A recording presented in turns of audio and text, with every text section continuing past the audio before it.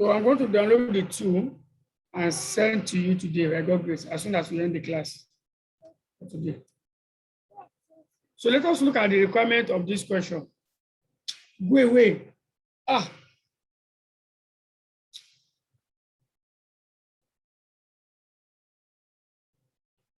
So we are required to estimate the percentage gain on a dental code share under each of the above three payment methods, and to comment on the answers obtained. To comment on the answers obtained. Sorry, let me open my mail because today is not work free day. I'm working from home. I'm just, sorry, let me just open it so that when we drop, I will know what's happening. Okay.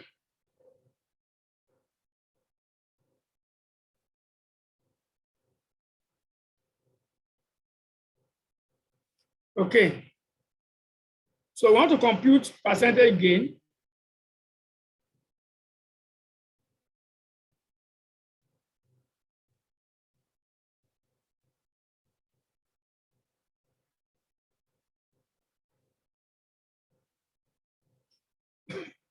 We want to compute the percentage gain to the shareholders of these companies. So let's look at the question. Let's look at the question itself.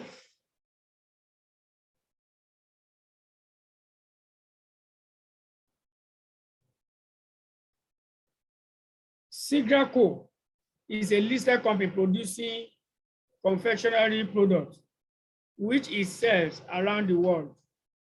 It wants to acquire Dental Co, an unlisted company producing high quality luxury chocolate. Sigraco proposes to pay for the acquisition using one of the following methods. So either what? The use of cash, or an offer of 3 of each shares for 2 Dental Co shares, or through what? Or through a mixed, an offer of a 2% coupon bond in exchange for 16 Dental Co shares. The bond will be redeemed in 3 years at par, at each par value of 100. So we have information of Sigraco and Dental Co. Sales revenue. Sales revenue, we have profit before tax. Taxation, we have profit after tax, we have dividend. We have retained earnings for the year. We have no current asset, no current liabilities. Current liability, share capital, which is 40 cents per share. And we have our reserves.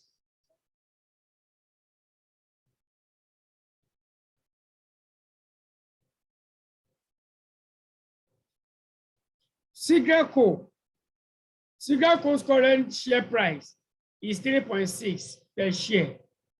And it has estimated that Dental Co's share price,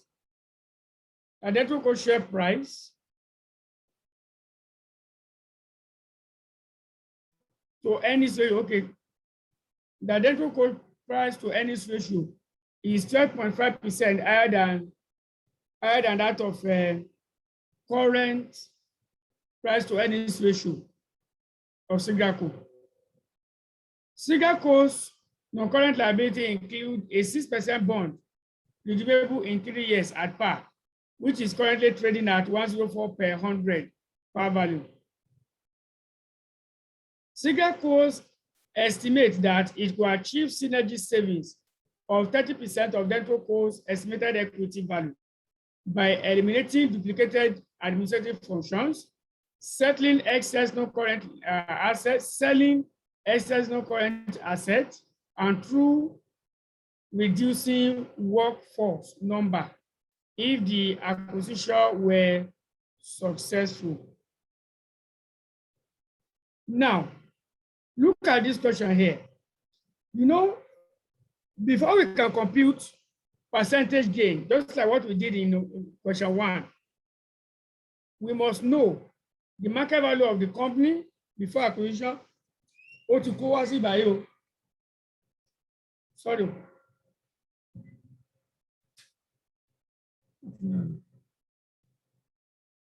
So we must first compute pre-acquisition market value of the two companies, and we must also compute post-acquisition market value.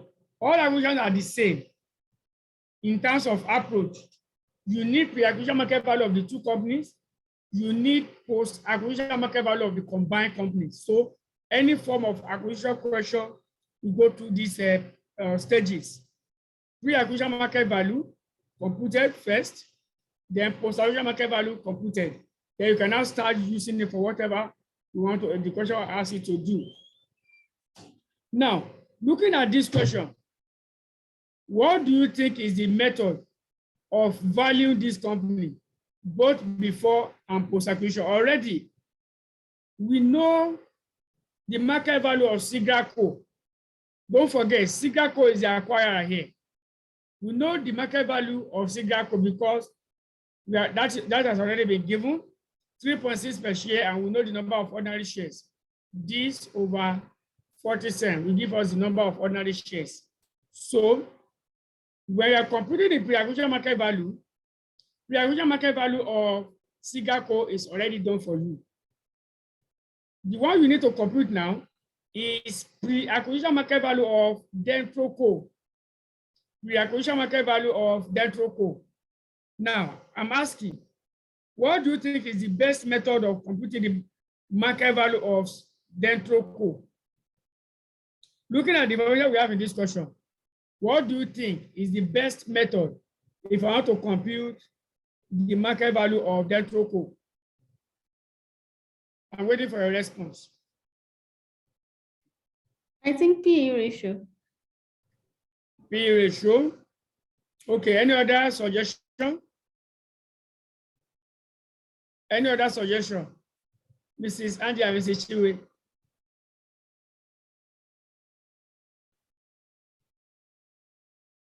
No suggestion. Okay. So the question has already told me that the price earnings ratio of Dentroco is 12.5% higher than that of Sigraco. I'm not having any dividend here. I'm not having any cash flow for me to compute free cash flow. I'm not having any dividend for me to use the valuation model. So the only method you can use is price earnings ratio. I valuation with you, and discuss all the method of business valuation. So it's now left to you to be able to apply it, because every acquisition cannot have the same business valuation method.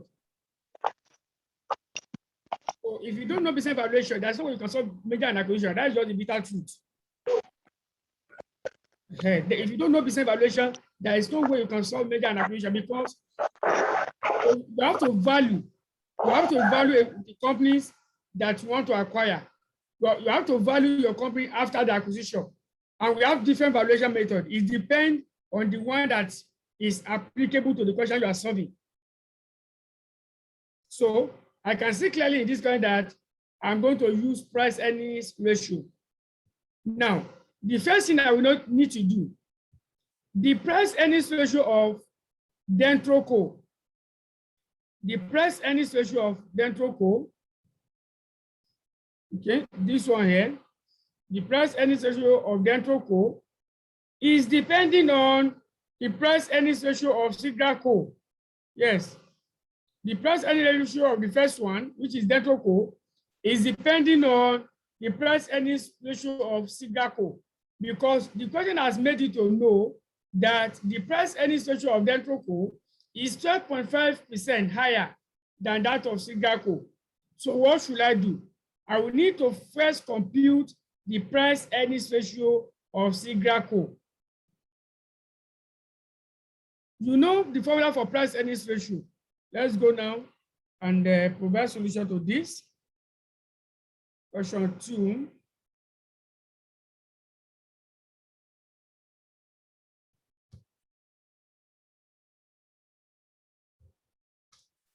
I'll put 2. Sigraco. So computation of percentage gain on the shares of Sigraco and then Troco.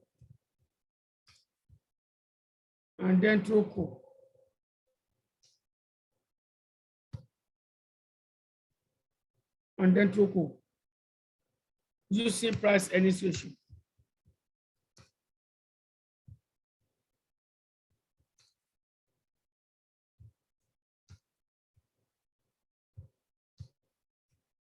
Okay, no.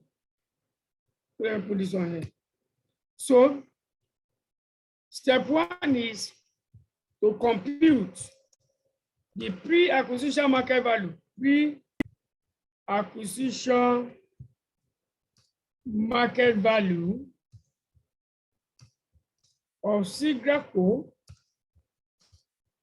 and then Troco.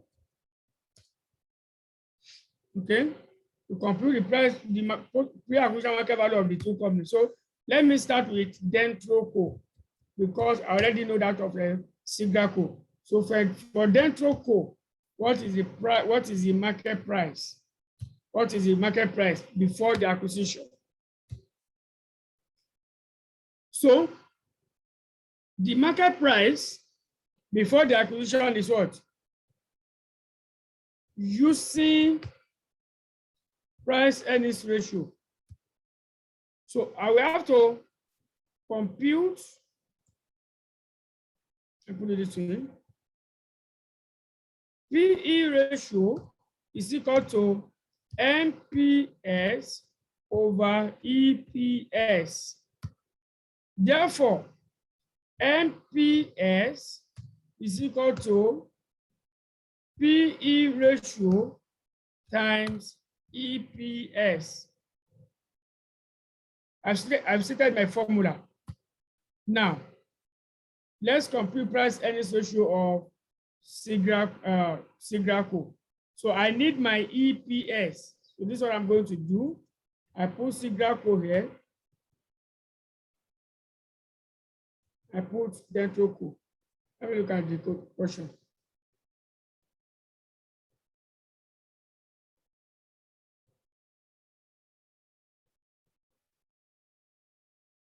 Okay, we already have our profit after tax. Okay, I don't need to do that again.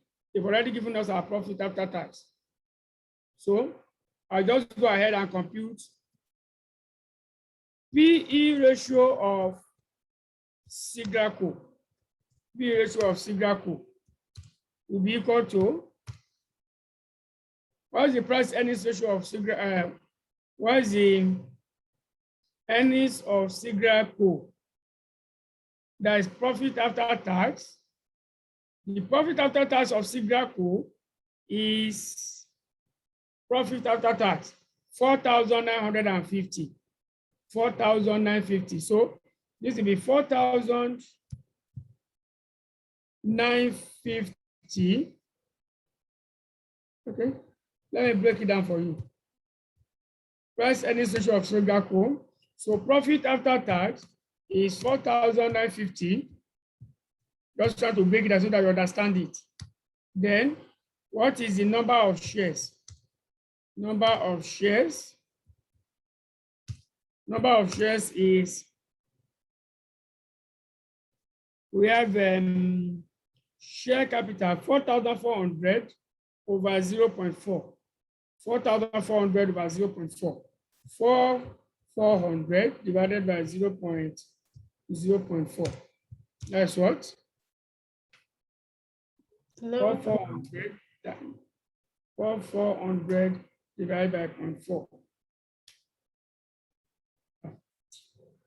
11,000. You said 11,000. So the company has 11,000 shares. The company has 11,000 shares. So what will now be the EPS? The EPS is profit after tax over number of shares, which is equal to 4,950 over 11,000. 4,950 over 11,000.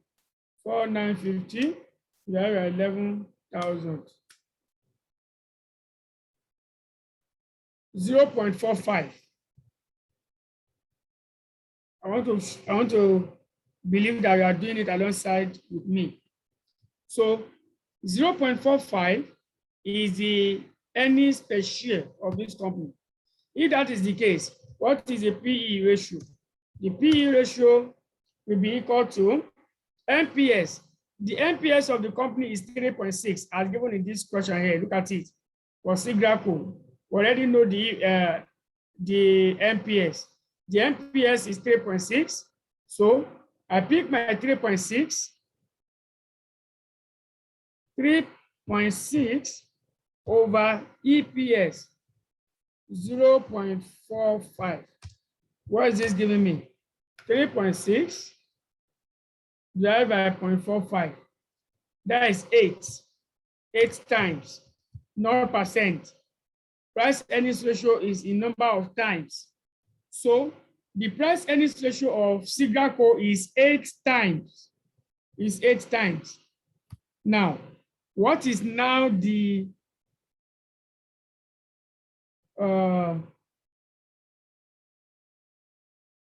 PE ratio?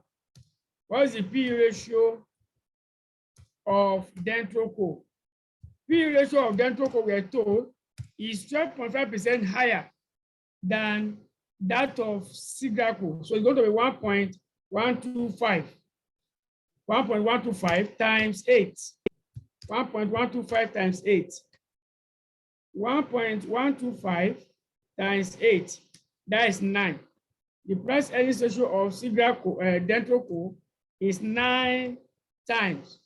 So if that is the price earnings ratio of Dentroco, then I can calculate my market price of Dentroco using this. Can you see that now? So I go back to that formula. I have NPS of Dentroco. NPS of Dentroco will be equal to the P ratio, which is 9 times, I've not computed the EPS, sorry. Let's compute the EPS. The EPS of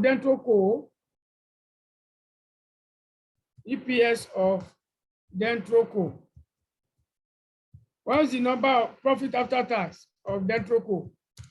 Profit after tax of Dentroco is profit after tax 625. Number of shares is 500 over 0.4. So 625, 25 or 35?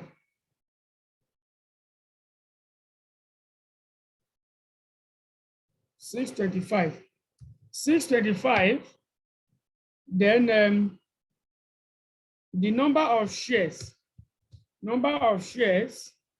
is equal to 500 divided by 0.4. That is 2,000, right? No, it's not. It's more than 2,000. 500 divided by 1,250. 1,250. 1,250. So I can calculate my EPS now. My EPS will be 625 over 1,250. So that will give us 625 over 1,250. That's 0.5. 0.5 is the EPS. Therefore, I can calculate my NPS to be equal to 9 times 0.5. 9 times 0.5. And what is my 9 times 0.5? 9 times 0.5 is 4.5. That is the pre-acquisition market value of this company, Dentroco. What about for Sigraco? NPS of Sigraco, let's just put it here, of Sigraco is 3.6. I think we've used it somewhere there. Yes, 3.6 times the profit after tax. That's 3.6. So we are done with pre-acquisition market value of these companies. This is basically what I meant to do, to compute the pre-acquisition market value. I repeat, if you don't know business valuation, it's better you go and start learning it again. Go and watch the videos on business valuation all over again, because you must understand business valuation before you can do merger and acquisition. You must know. If I see this question here, will I be able to know what business valuation method we apply? If you cannot identify, then there is issue. And that's the reason why we discuss all the business valuation techniques. Dividend valuation model, price earnings ratio, dividend yield, earnings yield, free cash flow, economic value added, all those have been well discussed. So if you have not mastered them, you just have to go back and rewatch those videos and ensure you understand. Otherwise, you'll not be able to do anything on merger and acquisition. Now, let's compute post-acquisition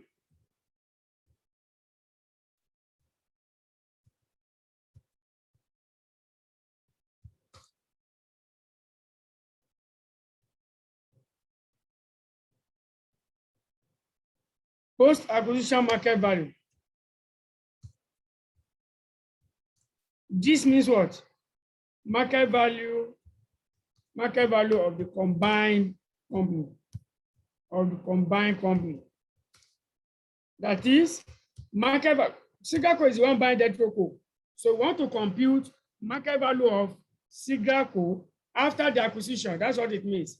Market value of Sigraco after the acquisition. Okay, so that's going to give me, what am I going to use for this? If you look at it, you see that you don't have any information regarding post-acquisition. Do you? No. There is no any information regarding post-acquisition. No, at all. You don't have any information. So what do I do? What I will need to do here in this situation is for me to compute combined profit after tax after acquisition. I will compute what? Combined profit after tax after acquisition. And this basically will comprise profit after tax of Sigraco plus profit after tax of Dentroco plus the savings here, this one here, this synergy here.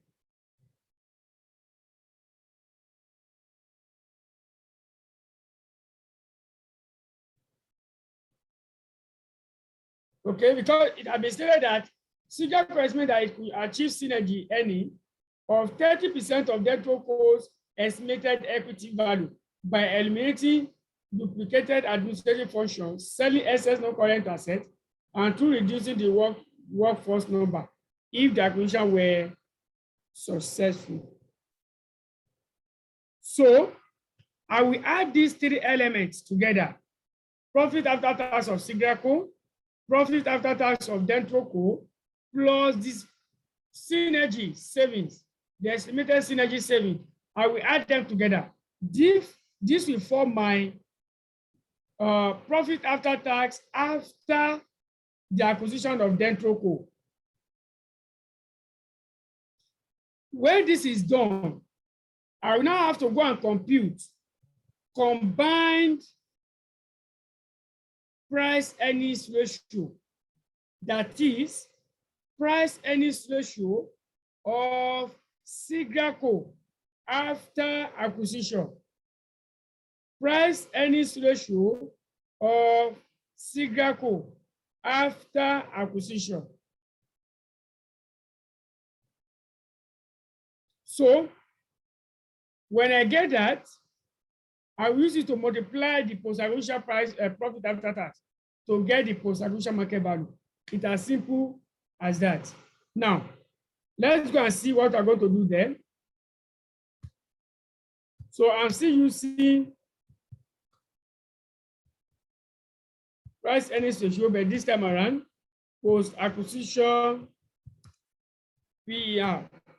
Using post-acquisition PER. So let's compute our profit after tax after acquisition.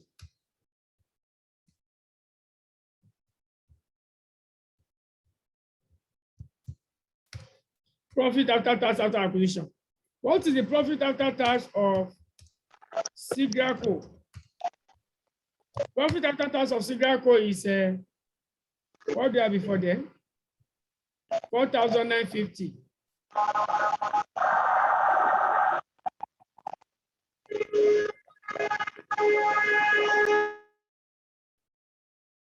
$4,950 plus profit after tax of Dentroco, which is what? Which is 625.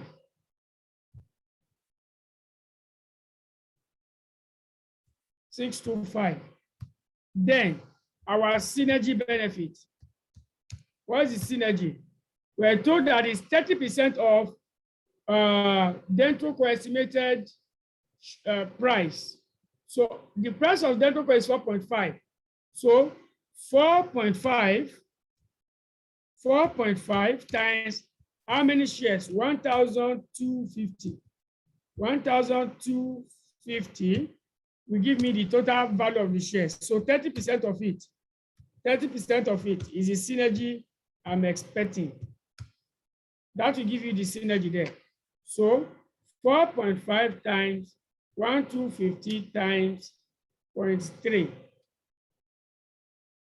1,687.5. 1,687.5. So what is the total? The total here represents the profit after tax after acquisition, or you call it profit after tax of the combined company. So I have 4,950 plus 625 plus 1,687.5. 7,262.5. 7,262.5.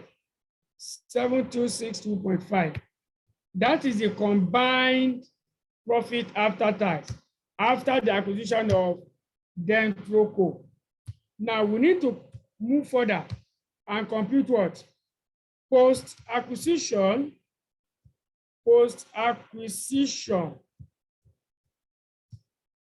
price earnings ratio. That is price earnings ratio. That is PE ratio of the combined business or company.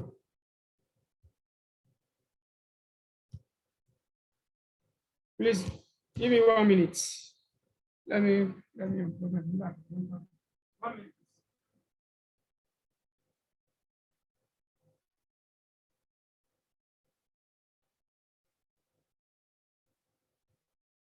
Okay.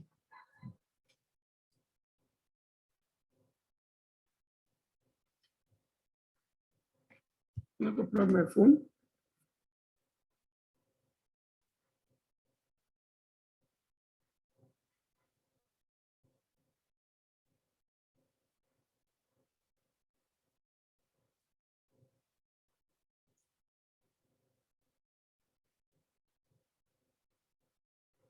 So,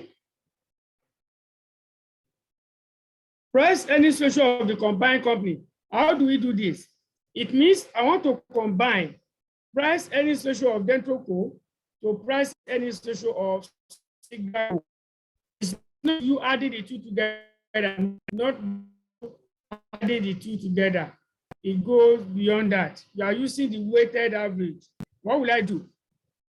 Price earnings ratio of combined company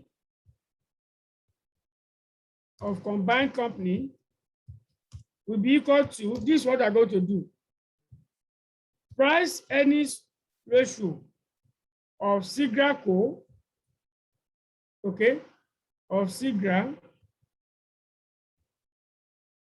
Okay, let me represent it by S, or it may confuse you. Price earnings ratio of Sigraco multiplied by value of equity of Sigraco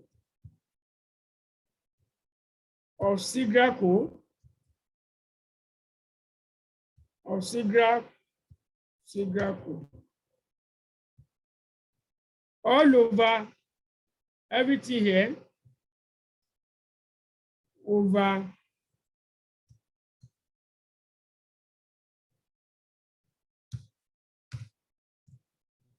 value of equity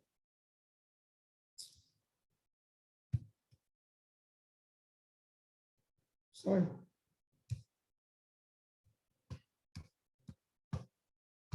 So over value of equity of Sigraco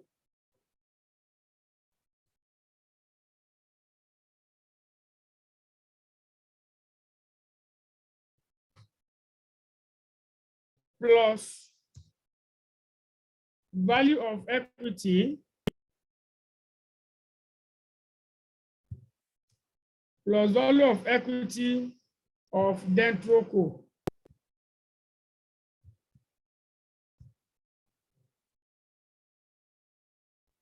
Sorry,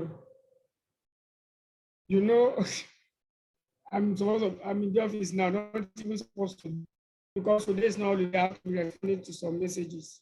Please, pardon me for that. We will respond to this message.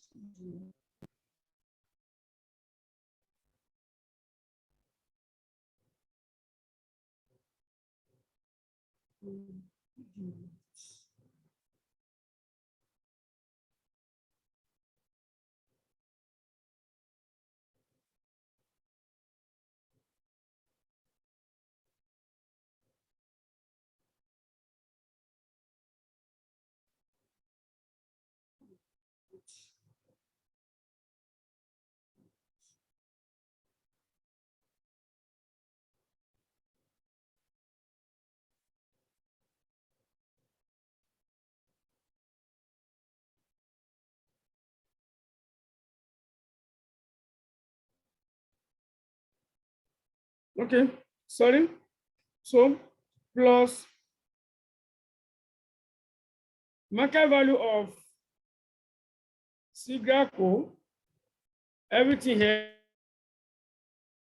this time around, not be for who? It will be for Dentroco. So this one, let me just paste. Okay, no problem. We will go. Joker.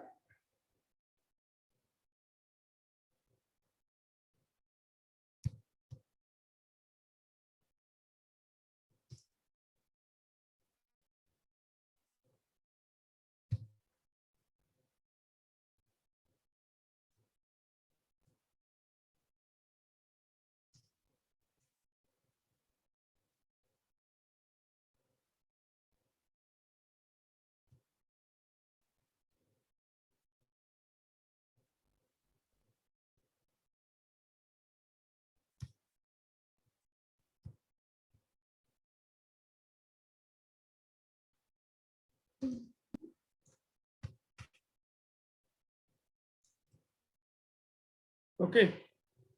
Let me this one. Let me see this one a little. Yeah.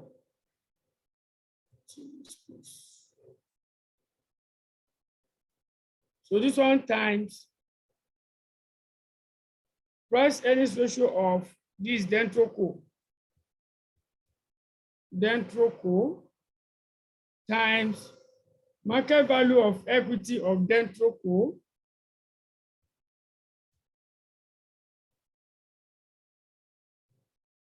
okay, let me shorten this one in this process of Dentroco.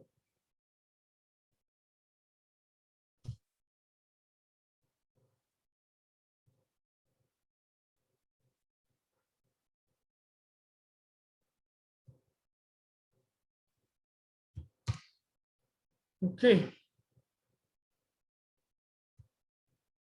So everything here, you just repeat what we have in the denominator. As a matter of fact, this is going to be the same. So you can even write even one, but don't worry. I write the 2. I put it on both sides.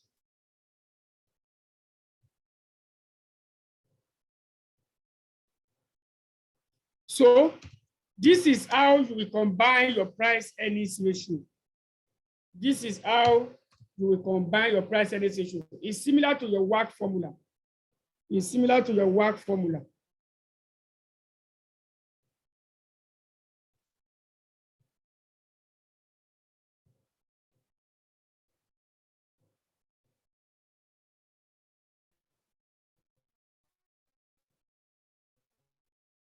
Okay.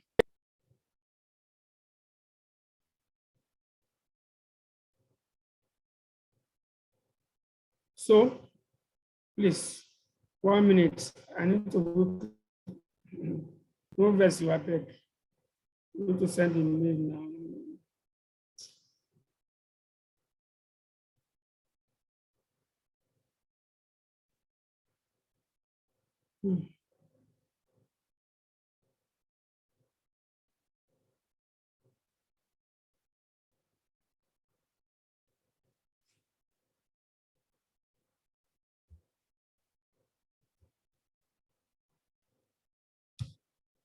I don't know what this guy made.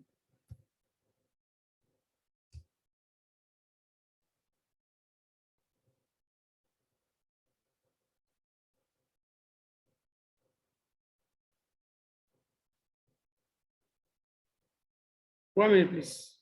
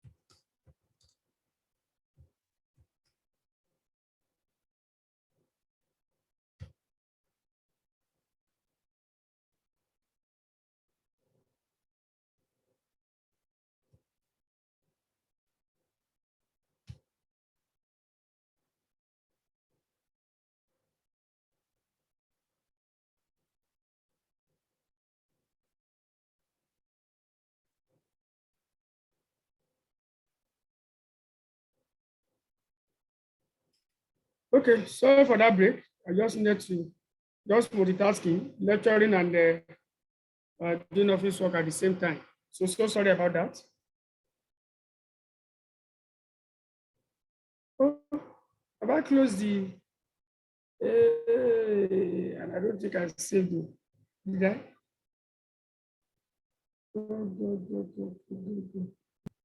That will be a great error. I don't think I saved those work.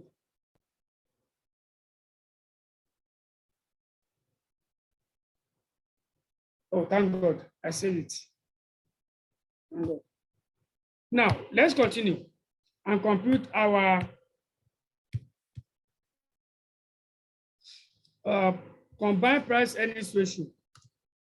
So what is the price earnings ratio of Sigraco? I think 8, have you? 8 times, what is the total market value of Sigraco? Is 3.6 per share. Are we together, please? Yes, sir. Hello? Yes, sir, we are here. Okay, so 3.6 times number of shares. The company has how many shares? 11,000 number of shares. 11,000, have you? Yes.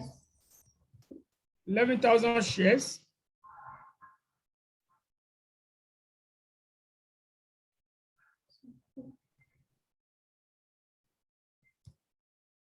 So over the share of Sigraco. Okay, let's do this so that we don't have a lengthy this thing. We want to be long.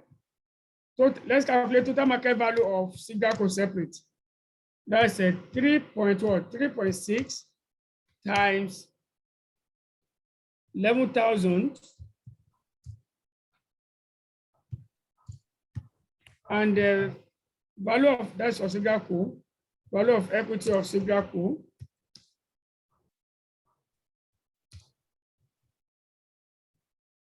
The value of equity of Dentroco. Value of equity of Dentroco. That's we calculated the per share as what? The per share is 4.5, I mean? 4.5 times 1,250. So let's get the total. 3.6 times 11,000 is giving 39,600. 39,600 and 4.5 times 1,250. 5,625. 5,625. So we add these two together.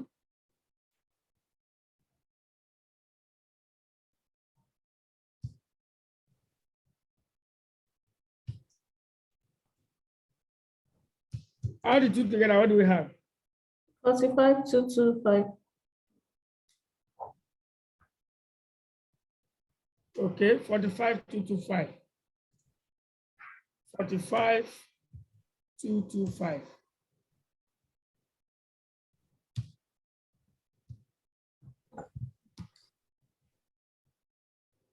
So that's what I'm going to put in that formula. So we can now calculate our PE ratio.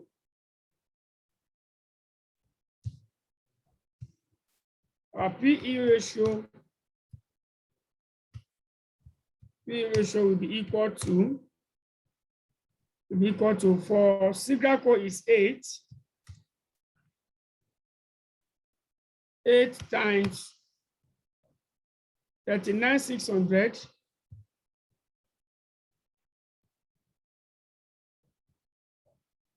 you know the denominator is going to be the same, Abi. So I can put it as this one now in brackets because the denominator will be the same. I can just do it this way plus bracket For Dentroco is 9. 9 times 5,625. So everything we have here will be divided by the common denominator. The common denominator is the 5,000. 45,225. Everything. What do you say? Yeah, right, sir. Should I continue? Continue, sir. Okay. So price earnings ratio will be equal to SRD2. We have 8 times 39,600 plus 9 times 5,625. I have 367,425. Please confirm. 367,425 over 45,225. What is the price earnings ratio? Divided by 45,225. Price earnings ratio is giving me 8.12. 8.12. That's the combined price earnings ratio after the acquisition of Dentroco. So what's going to be the combined market price per share, or total market value rather, because we're using total profit after tax after acquisition. So market value after acquisition will be equal to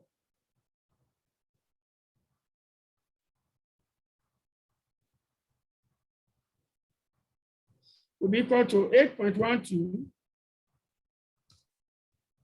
times 7,262.5.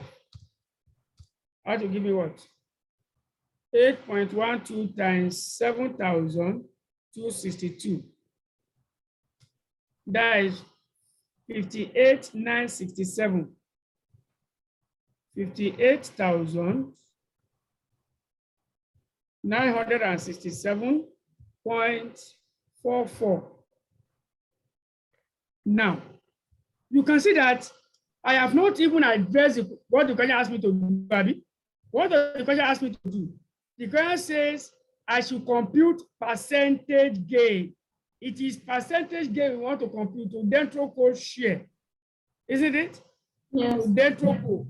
What is the percentage gain to Dentroco? That's what I want to compute. And you can see what I was computing first, because without all this, there's no way I can compute the percentage gain. Is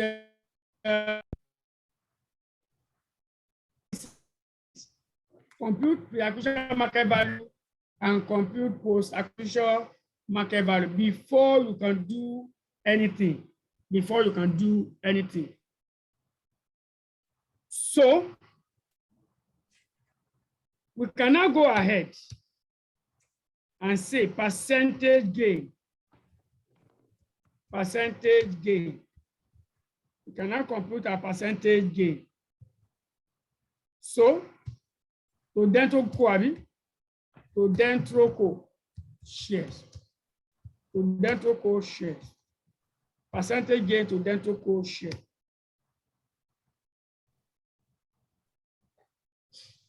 Percentage gain to Dentroco share. Excuse me, sir. Yeah. Sorry, when I calculate 8.12 times 7,262.5, you gave me a different thing, sir. Let's confirm. 8.12, Abi? Yes, sir. Times 7,262.5. Okay, 0.5. I didn't put 0.5. 7,262.5. 25 is like 7.5. 58,971, Abi? Yes, sir. Is that what you got? Yes, sir. Okay, thank you. 58,971.5. But are you people getting what I'm doing here? Yes, sir. Yes, sir. I get. Okay. So percentage gain to Dentroco share under the, you know, we have two types of offers, have you? Amen. Three types, have you?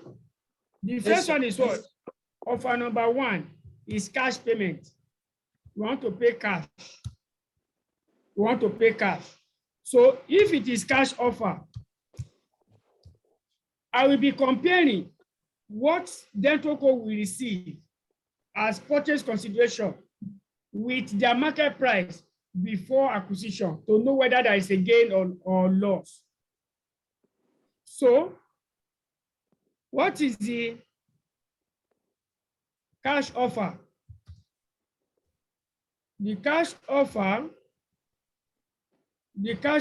is, let me check.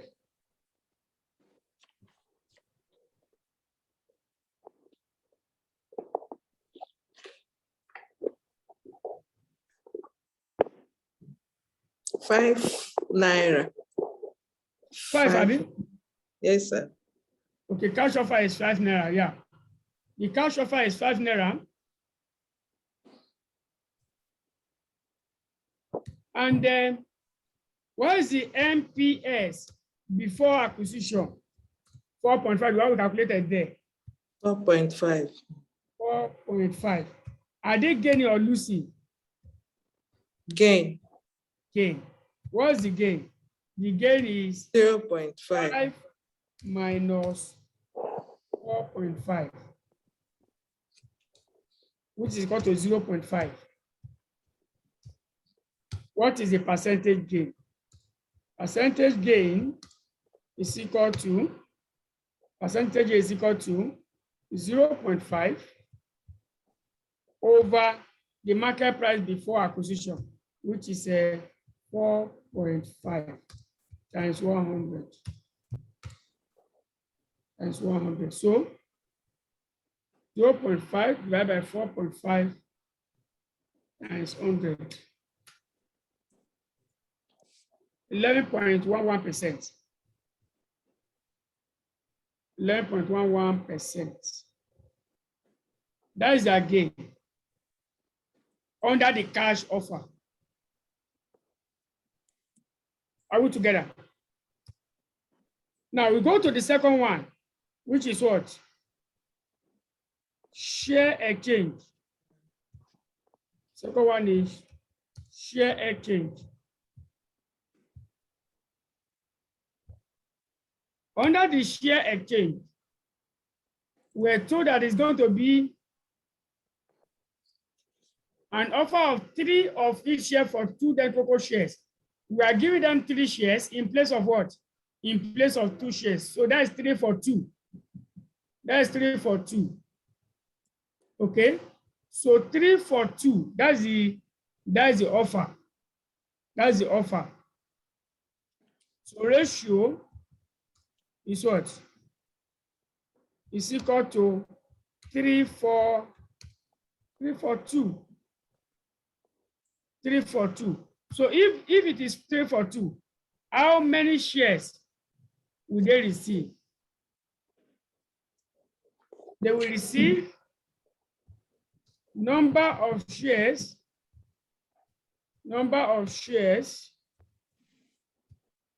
will be equal to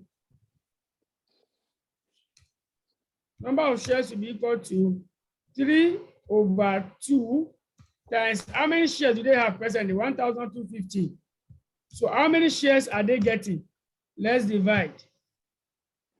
3/2 times 1,250. So they are collecting 1,875 shares. 1,875 shares. 1,875 shares is what they are going to collect. Now,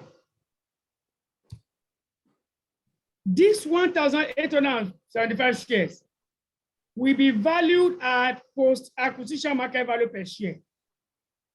Get it clear? This 1,875, you know, is for Dentroco, Abi. It's for Dentroco.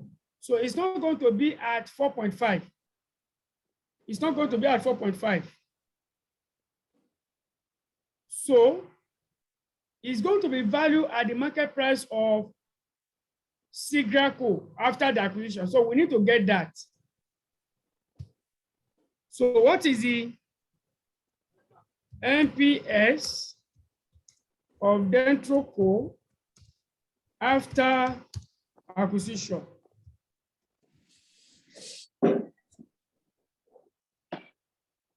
How do I get this? How it will be computed?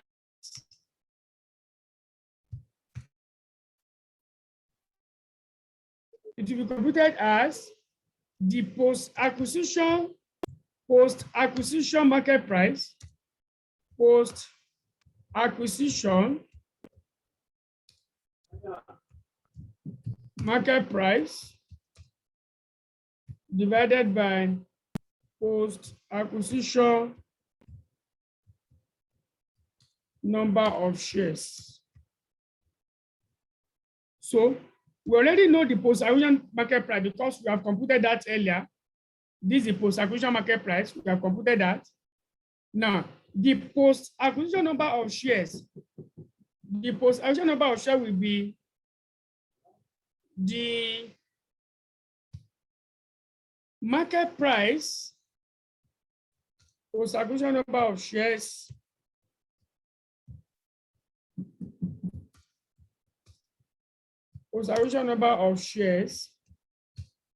will be equal to the number of shares of Sigraco before acquisition, which is what, 2,400, plus the number of shares we are given to Dentroco, which is what, 1,875.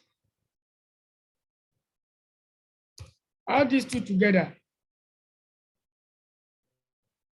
4,275. 1,470. That is the number of shares after the. So what is going to be the price? Acquisition market price is this one, which is this one here, over the number of shares after acquisition. So this one over 4,275. So what do we have? 58,971.5 divided by 4,275.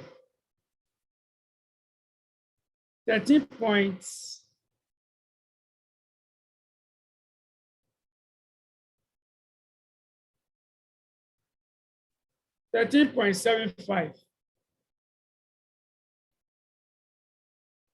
Is that correct? Let me check. Sorry, 1 minute.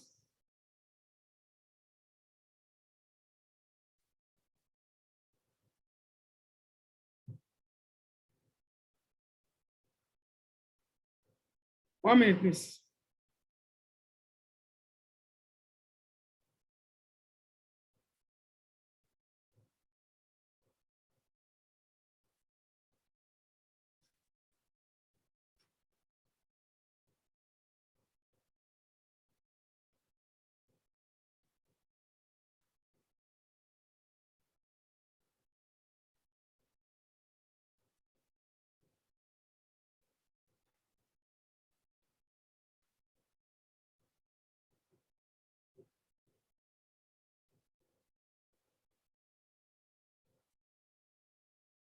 So I don't think this is correct. I think we have what's the number of Dentroco shares before? Okay, it's 11,000. It's 11,000. So I think there was a mistake there.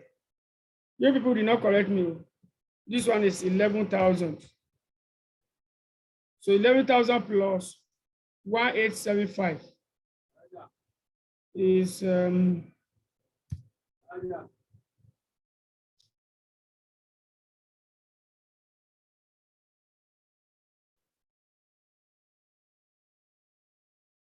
so we have 12,875. Is that correct? Yes. 12,875. 12,075. So this is supposed to be 12,875. So 12,875. So 58,971.5 divided by 12,875. So it's 4.58. So let's say 4.6, approximately 4.6 per share. Are we following, please? Are we following? Excuse me, sir. Yeah. So this, I'm confused about this, the number of shares. They said that Okay. they offer an offer of 3 of each shares for 2. So I don't understand. I'm a bit confused about this 3 for 2, 2 for 3, you know. An offer of 3 of each share. This "it" is referring to who? Each share is referring to, That ITS, that's it. Who is yes, it each referring share. to? That Yeah. is Sigako. Sigrako, abi? Yes, sir. So it means that Sigrako want to give 3 of his own share for every what? For every 2 shares of Dentroco. Do you Okay. understand? For every 2 shares of Dentroco, we give them 3. You now ask yourself, how many 2 will you get in Dentroco shares? Dentroco shares is what is the number we have before? 1,250, abi? Yes, sir. Divided by 2. So it's 625. You now multiply by what? By 3. Because for every 2, we are going to give them what? 3. Please, excuse me.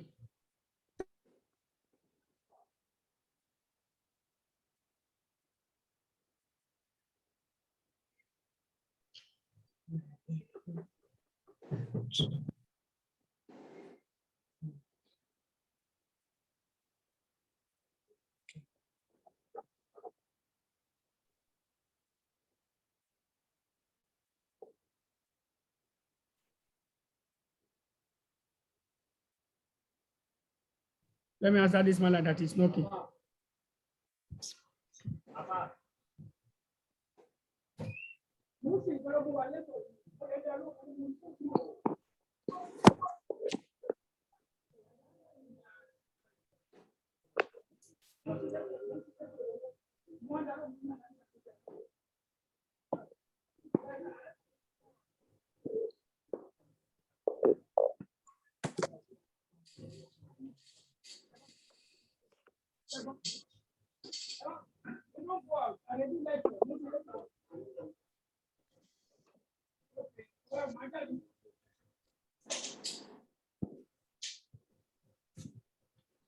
Sorry, it's one aboki that has been knocking on my door since.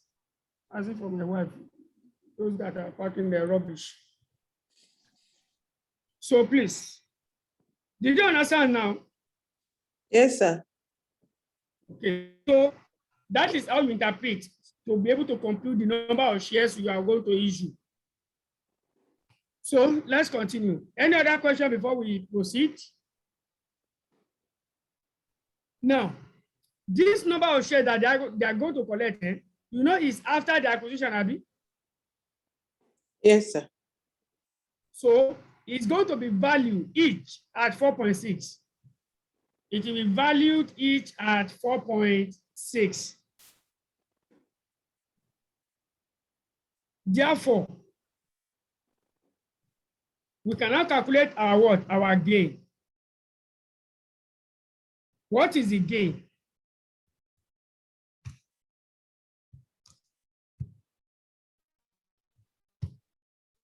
How many shares did they lose? They lose 2 shares, Abby. To gain how many shares? They lose 2 shares to gain 3 shares. Are we together? Hello? Yes, sir. Hey. So let's calculate what they receive. They receive 3 shares. They receive 3 shares at what? At 4.6. 3 shares at what? 4.6 is what they receive. So 4.6 times 3. 4.6 times 3 is 13.8. That's what they receive. And they what? They gave us what? They gave 2 shares at how much were the 2 shares worth before? They were worth I think 4.5. Those shares were 4.5, yes. 4.5. 4.5. So you multiply the 2 shares by 4.5. So 4.5 times 2 is 9, Abby. That's 9.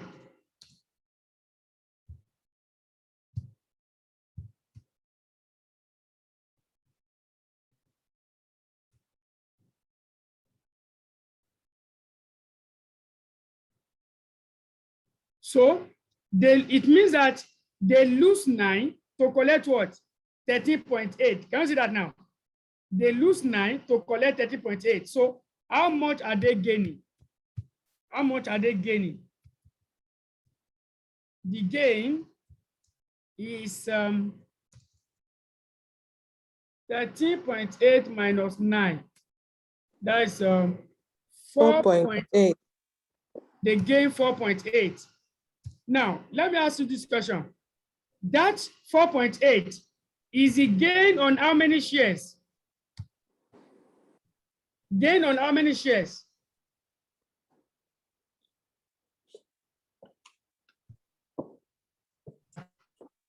How many shares 3 gave shares. that gain?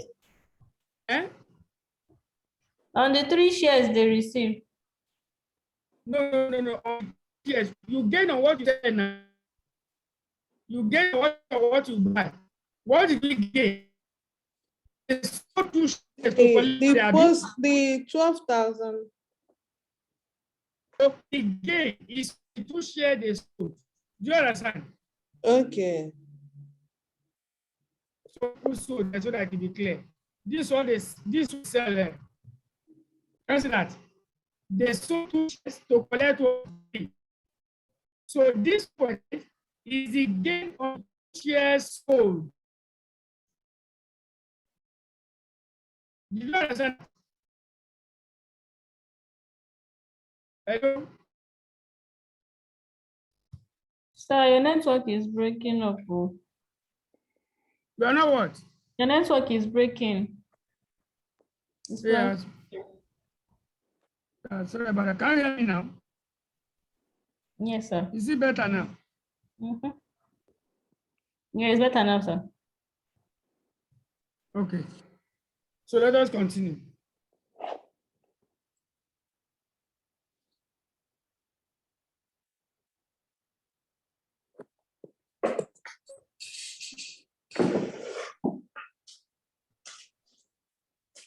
So I will now compute my gain per what? My gain per share. My gain per share is going to be 4.8 over 2.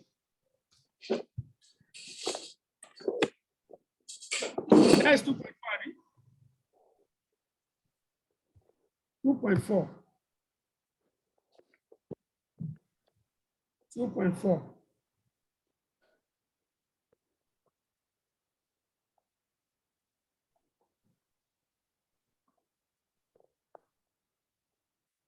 So what is the percentage gain? Percentage gain is equal to 2.4 over their value of share before 4.5 times 100.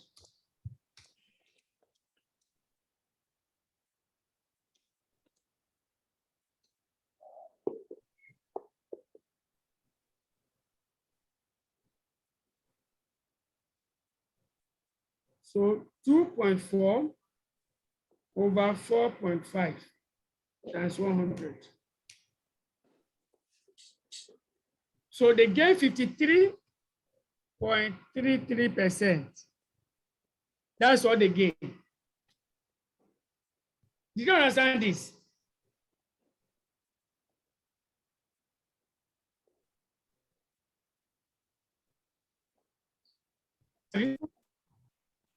Is network still breaking?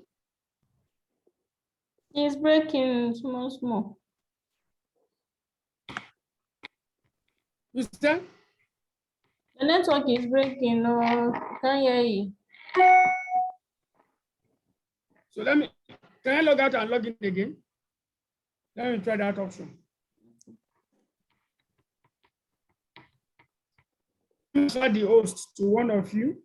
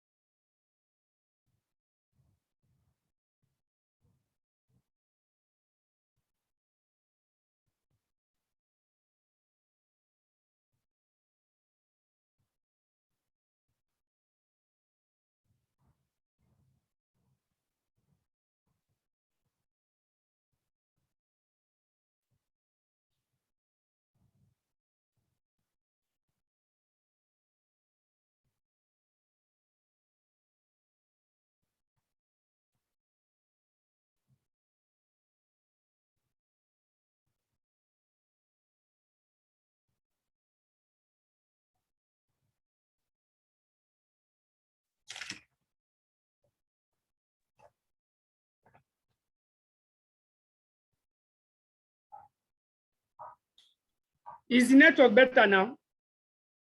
Yes, sir. All right. Let's see how it goes. So are we on the same page up to this level? Yes, sir. All right. Let's go to the third proposed payment method, which is what? The third one is offer of 2% coupon bond, Abby.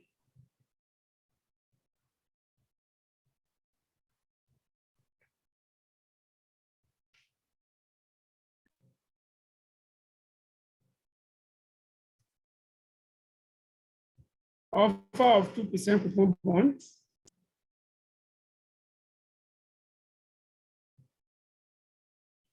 Now, what's happening here? What's happening here basically is that the company wants to pay for this acquisition by issuing bonds. That is, they will not pay cash, they will not issue shares. Instead, the company will give bond to Dentro co-shareholders. So it means Dentro co-shareholders will become bond holders after the acquisition. So they'll be having bonds in Sigraco. They'll be having bonds in Sigraco. That's the meaning. If this is the case, the first thing you need to know is that the bond we want to issue to them, what is the market value? That's number one, you need to know. You have to compute the market value of the bond that we want to issue to Dentroco shareholders. Okay? So how will I do that? If you look at the bonds we're given here, the guy just told me an offer of a 2% coupon bond. This is the coupon rate. You know what coupon is? Coupon is interest rate on the loan, on the bond. So the bond we want to issue to them is having an interest rate of 2%. And the ratio is that we are going to give them that bond in place of what? 16 shares. One bond, one unit of bond will be a compensation for 16 shares. I repeat, one unit of bond will be a compensation or purchase consideration for 16 shares. Therefore, I will have to compute that one unit of bond. What is the worth now? What is the market value of the one unit of bond? Now, let me ask you now again. How do I compute market value of bond? How do I compute market value of bond?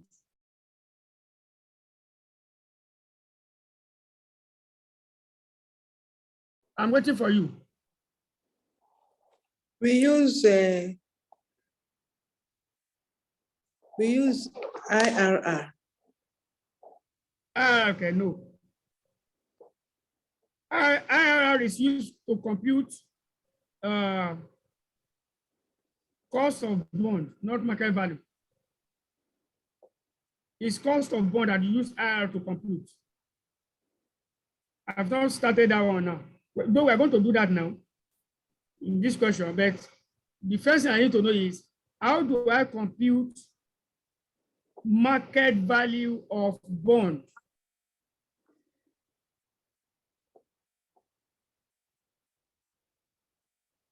Yes.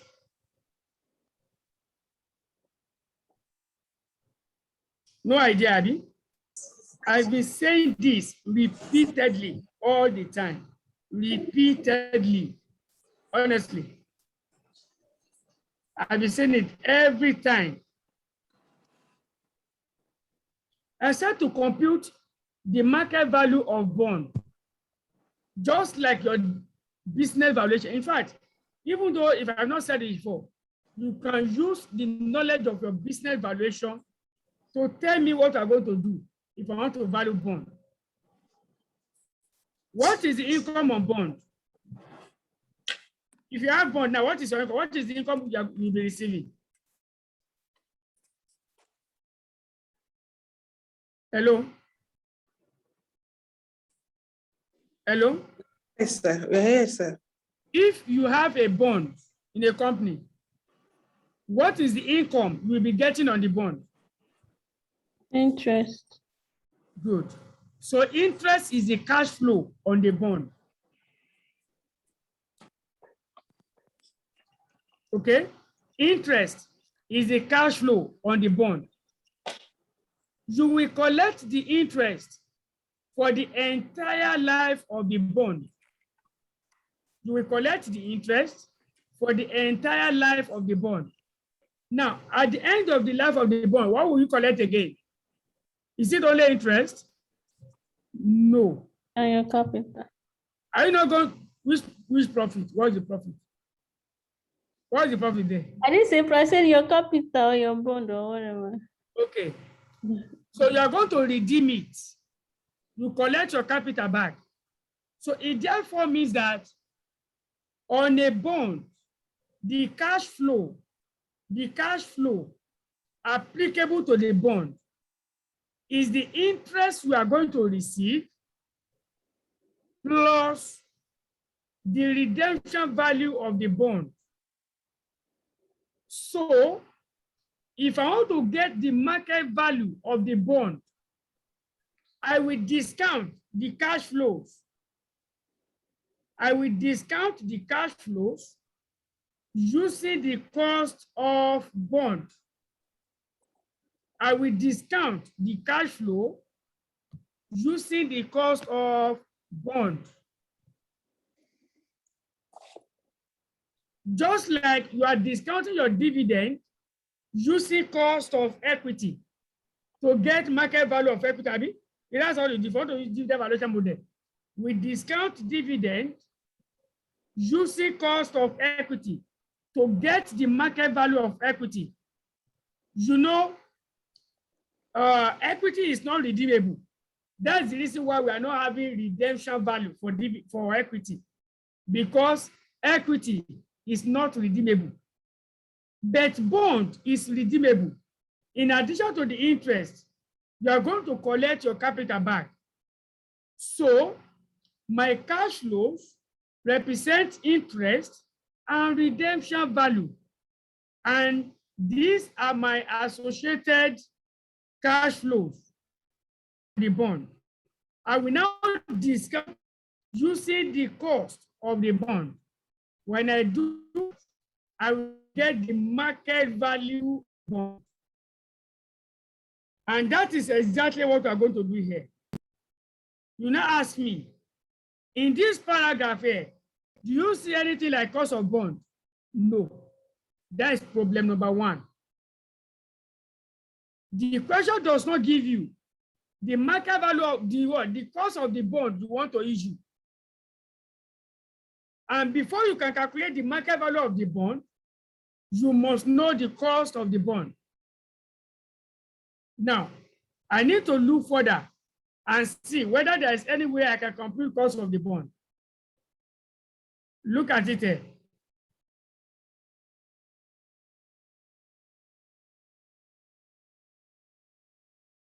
Look at this information.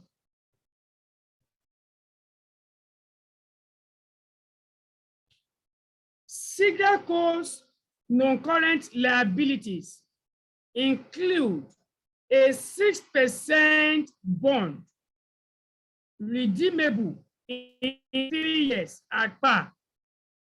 It is currently trading at 104 per 100. Now, for this one now, I have market value. I don't have cost of bond. I just want you to understand this.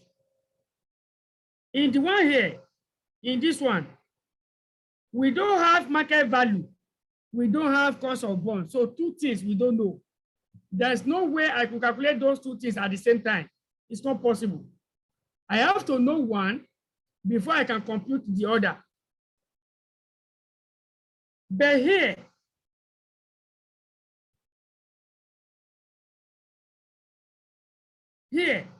I know my market value. See the market value. This is the market value here. But I don't know what? I don't know cost of the bond. So I can calculate the cost of the bond using the market value and the coupon. Using the market value and the coupon payment, I can calculate the cost of the bond. So when I get the cost of the bond here, okay, when I get the cost of the bond here, I will bring it to the new bond I want to issue. The cost of bond I got down there is what I will bring here as the cost of bond that I will now use to compute market value here. And what is the assumption I'm making there? I'm making the assumption that my existing bond and the new bond I want to issue have the same risk characteristics. Okay, they belong to the same risk class. Bonds that belong to the same risk class will have the same cost. Bond that belong to the same risk class will have the same cost. So if I calculate the cost of my existing bond and I'm using it to discount or to calculate market value of my new bond, the assumption I am making is that the existing bond and the new bond both have the same risk characteristics. That is all. So I will leave this one first.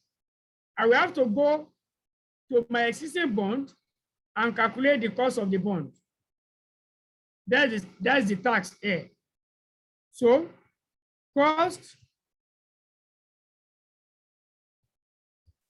the cost of the existing bond will be used to calculate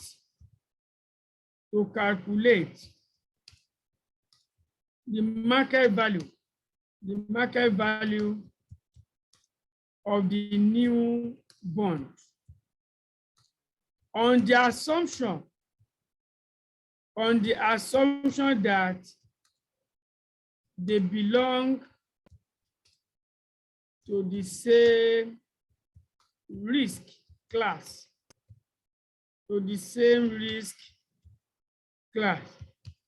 bonds of the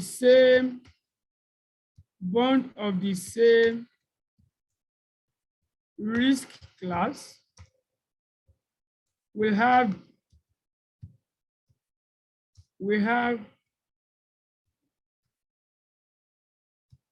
the same cost. That's basically the explanation I gave you earlier. Let me put it in bold and italics so that you know that that's an important information for you. It does not apply to only this question.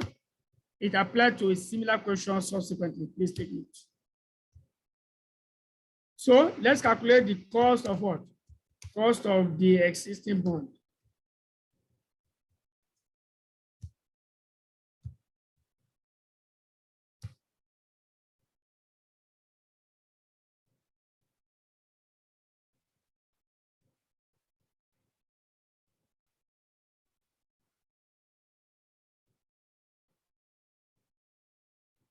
Cost of the existing bond. Now, when you're calculating cost of bond, we are not calculating work here. Don't go and confuse yourself. We are not computing work. It's when you are computing work that your interest will be net of tax. Here, I'm calculating what we call redemption yield. I'm calculating what? Redemption yield or yield to maturity. We are going to learn more about that when we start the bond valuation very soon. So my interest is, the current bond is 6%. So interest is 6% of 100 nominal value. That is 6 naira. Redemption value is at par, right? Let me check for the accuracy of that information. Yes.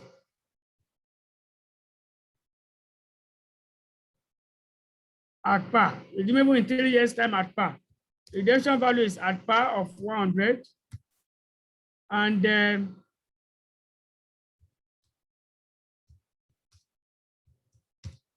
Market value, 104.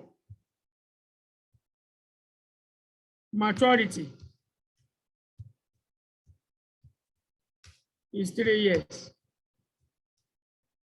Using this information, I can compute my cost of debt. I have my year, cash flow, DCF at 10%, present value, DCF at whatever percentage, which I don't know yet, present value. So in year 0, I have my market value, 104 negative,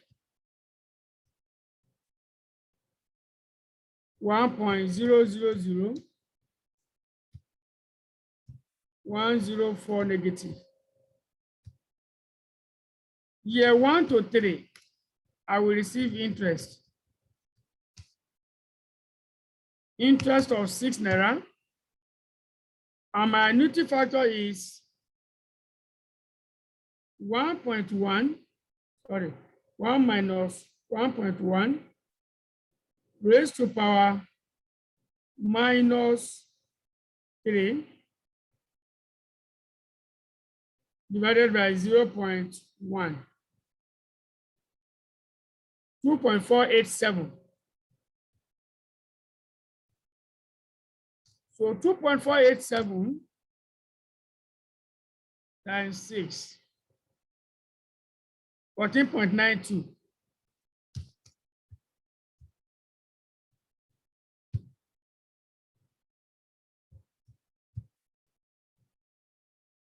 $14.92. So in year 3, okay, this one will not contain it. Let me shift it down. In year 3, I will redeem. Redemption.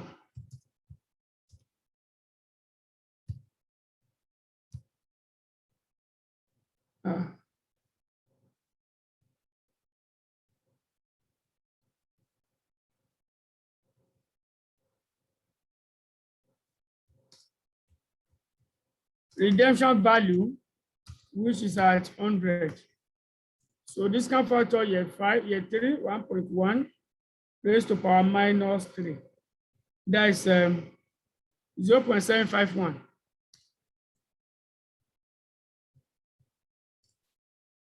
That's 75.1.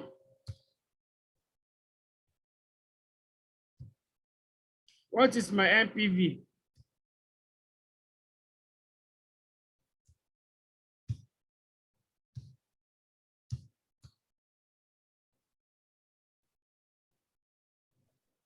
NPV is 14.92 plus 75.1. Sir. Minus 104. Yes. That's 13.98. Yes, I can hear you. The interest. Yeah. The other ones we have been doing, we normally net the interest. I've explained that now. I said, here we are not computing what. What we have been doing, we want to compute what. Is when we want to compute what that you do net interest. Here I want to use it to compute market value. You don't remove tax. It's when you want to use your cost of capital or your cost of debt to compute weighted average cost of capital that you say interest 1 minus tax rate. But here, I am not computing cost of capital. I am computing market value. So my cost of debt should be what? Should be gross, not net. Write it down. That's the reason why I did not deduct tax. So, because this one is negative, I will reduce my rates. I will reduce my rates. So I am using 5%. 1 minus 1.05 raised to power minus 3 divided by 0.05. 2.723. 2.723. Sorry, it's not in that place. The second one here. This one is 1.00.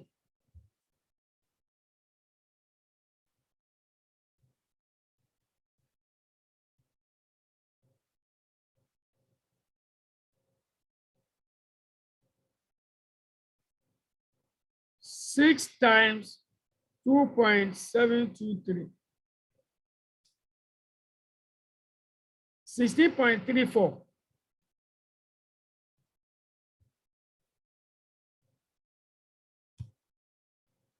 16.34. And here is 1.05 raised to power minus 3. We have 0.864.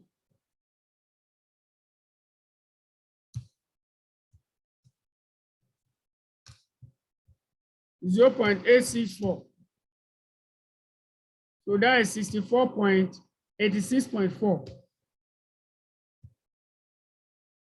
86.40.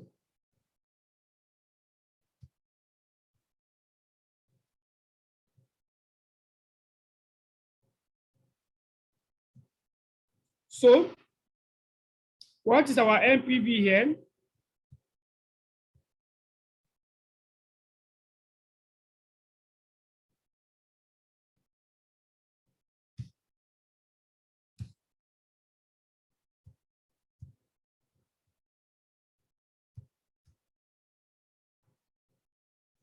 NPV, we have 86.4 plus 16.34 minus 104. 1.26 negative. So I cannot go ahead and compute my cost of debt. Okay, the cost of the bond.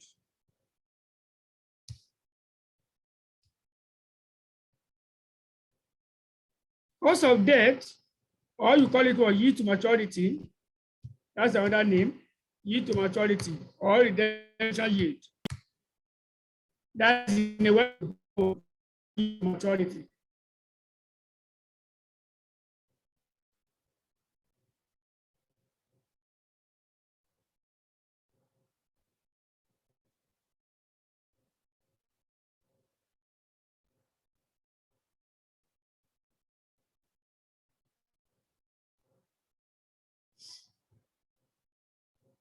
Okay, so we have 5%, which is our lower rate, plus NPV of lower rate.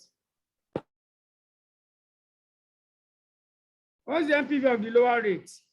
Minus 1.26 over NPV of lower rate, minus 1.26, minus NPV of RA, so it will change to plus 13.98.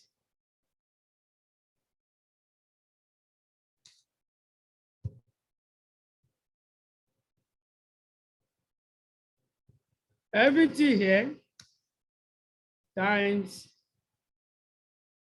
10 minus 5. 10 minus 5%. Yield to maturity will be equal to 5% plus minus 1.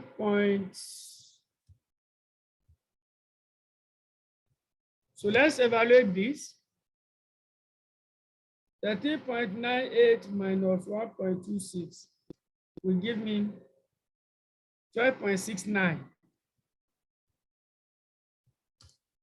times 5. So what will I do? My yield to maturity will be equal to 5. This will change to minus. I will now have 1.26 over 12.69.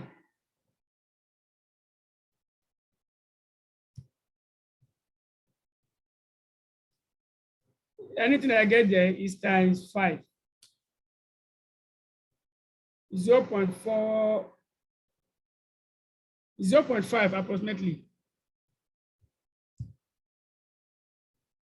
So my yield to maturity will be equal to 4.5%. That's the yield to maturity. So I can now go ahead and compute market value of the new bond. I know my yield to maturity now. I can calculate the market value of the new bond. So the new bond is going to have a coupon of 2%. So what's my interest? My interest will be equal to 2% of 100. Don't charge tax. So if you're computing market value, you don't charge tax. So 0.2 times 100 is 2. My yield to maturity that I calculated is 4.5. My redemption value is at par.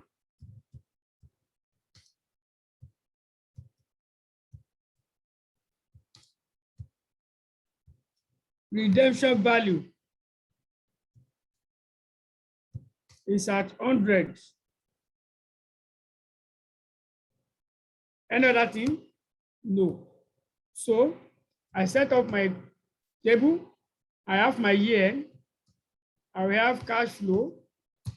I will have discount factor, which is what? At the yield to maturity, which is 4.5% that we computed.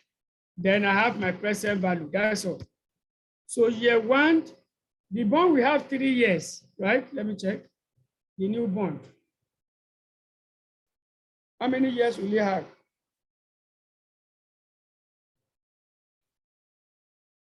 Okay, still 3 years. It's still 3 years. So year 1 to 3, I will collect interest, and the interest is 2.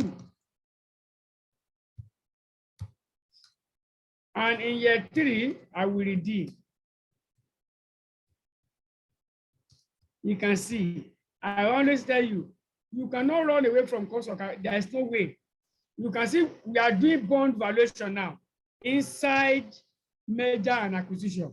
We are doing bond valuation inside merger and acquisition. So that's to tell you that there is no way to run to. You just have to humble yourself and know all the necessity you need to know. So year 1 to 3, at 4.5%, we have 1 minus 1.045 raised to power minus 3 divided by 0.045. 2.749.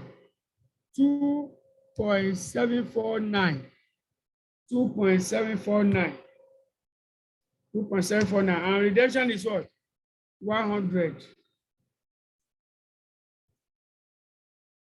1.045 raised to power minus 3. 0.876.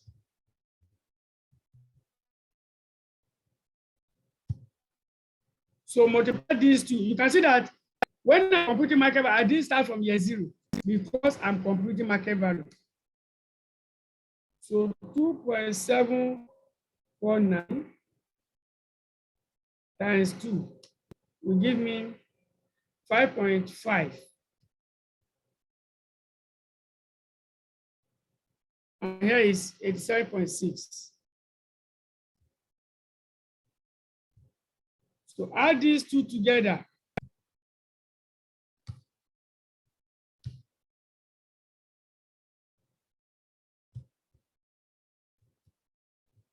That's the market value of the bond.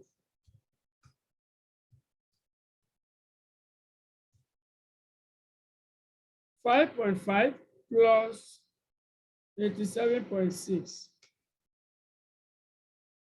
93.1.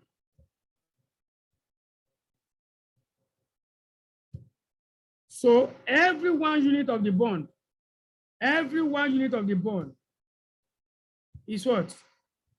Every 1 unit of the bond is having a market value of 93.1.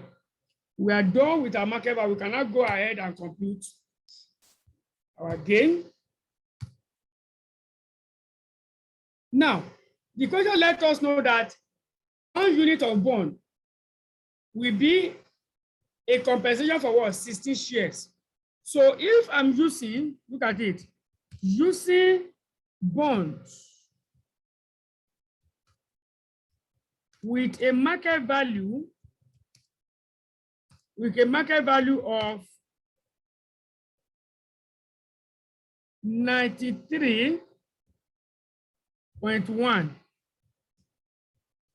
to pay for 16 shares. To pay for 16 shares.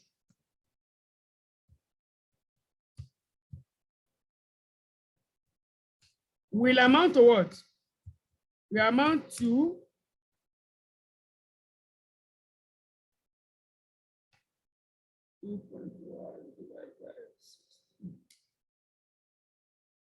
we amount to 5.8. We amount to 5.8. That is 93.1 over 16 per share. So that's the amount Sigaco is paying Taiko per share. 5.8 is what they are paying per share. So if it's 5.8 per share, what is the gain?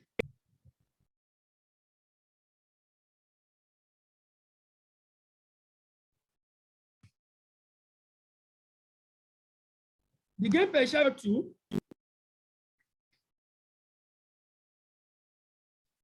post acquisition market price, which is 5.8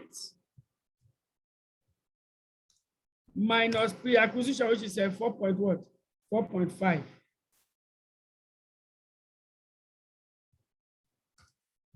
That is what? 5.8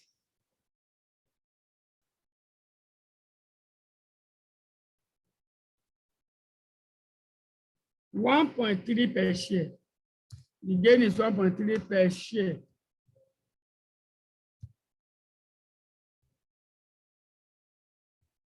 What is the percentage gain?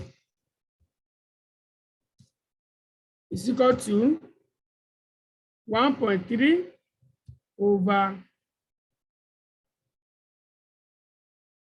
4.5 times 100.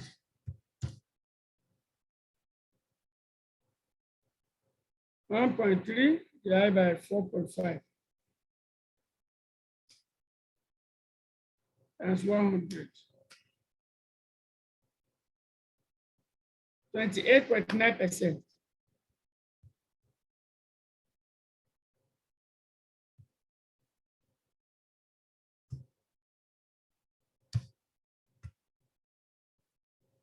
So that is the gain. That is the gain. Look at it very well again. Look at it very well.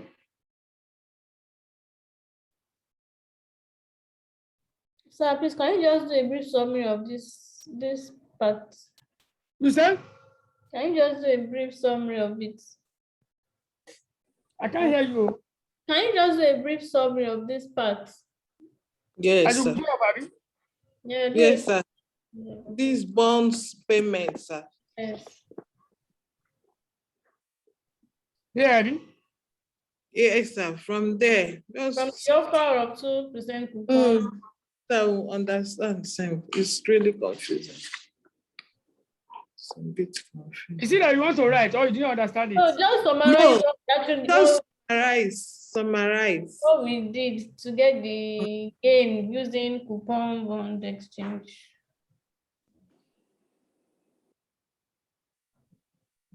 Now, we want to pay bond, Abby. We want to pay for this acquisition by bond. And the bond we want to issue, the coupon is 2%. And that bond is such that 1 unit of the bond will be used to pay for what? 16 shares. One bond that we issue, for every one bond, we are paying for 16 shares already. So it's one bond for 16 shares. One bond for 16 shares. But I don't know the market value of the bond. I need to know the bond that I want to use as compensation. What is the market value of that bond? Now, for me to compute market value of the bond, I need to know what? I need to know my yield to maturity, which is the cost of the bond.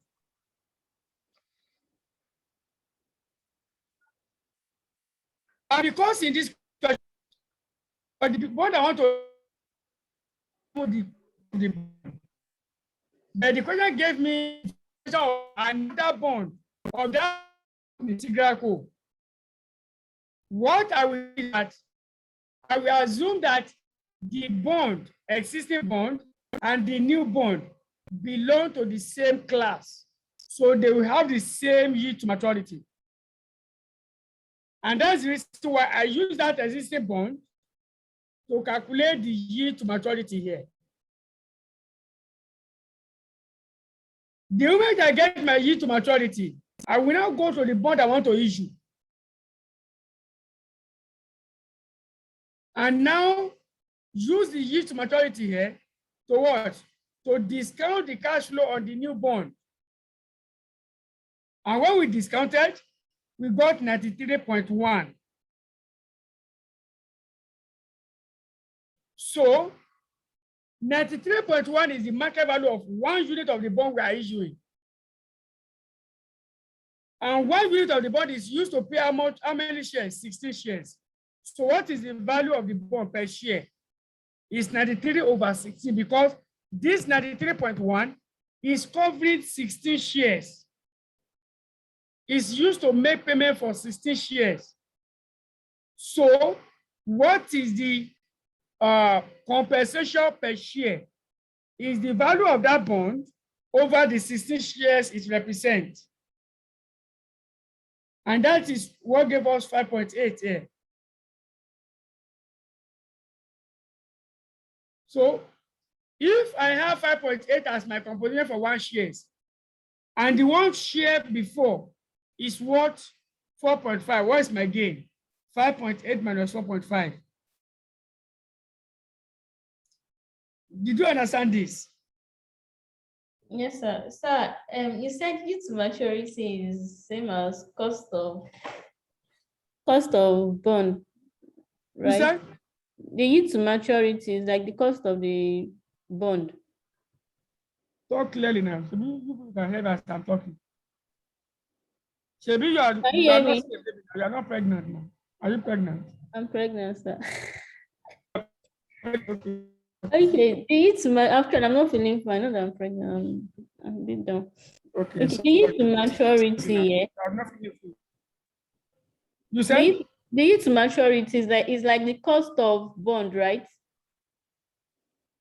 It's not like, it's the cost of bond. Is the cost of bond, okay, of the existing bond that we use to get the market value of the new bond. The new bond. So yes. My question now is, for this new bond, can't we get the cost of its own cost of what? Bond. Cost of bond, yes. The information to get it is not given. We have the information to get this interest rate, is it not supposed to, if you want to get the cost of it, it's not supposed to be this interest rate net of tax? To get the cost of bond, yes. When we're doing a cost of debt. How did I ask you to compute cost of a redeemable debt? I don't remember. I need to go back to my book. I can't remember, so I need to go back to my book. I can't remember. When we're And we can- computing cost of capital, we said we have two types of bond, debt, traded and not traded, Abby. Yes. And I've told you how to calculate the cost of each one of them. I said for non-traded, it's what? Oh, okay, yes. Interest 1 minus tax rate. Is this one non-traded? Okay. No. No, sir. So that's the reason why you cannot use 2% 1 minus tax rate, because it's a traded debt. The market value and the coupon cannot be the same. Sorry, the coupon and the cost of that cannot be the same. Okay. So we have to use IRR. Okay. How to use IRR. Okay. All right, sir. Thank you, sir. Mrs. Chui, are you there? Mrs. Angela? Your Yes, name sir. is now Nkechi. You are no longer Mrs. Angela. I will be calling you Nkechi. Is Nkechi your other name? I'll be your daughter's name.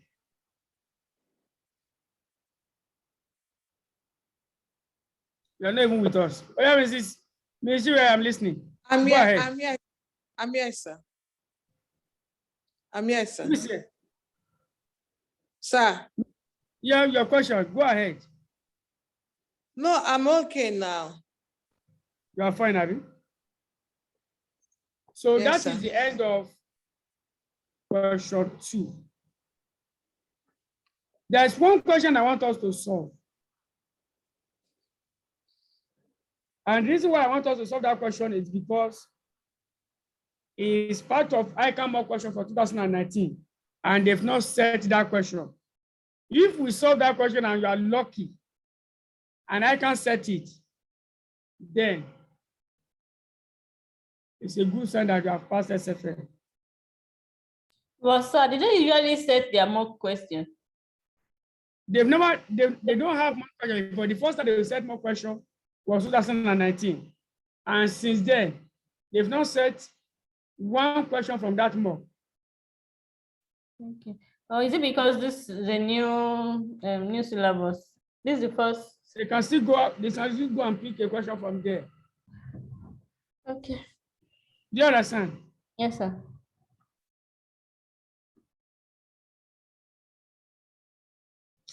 Actually,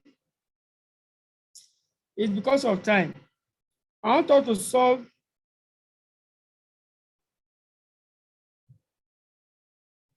not this, not this.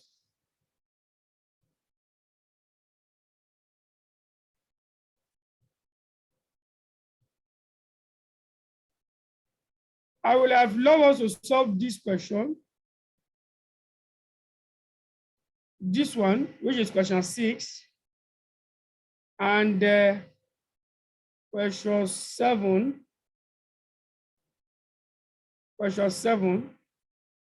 and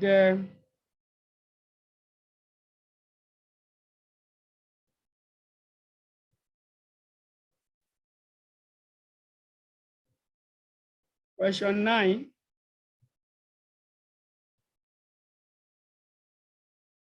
This was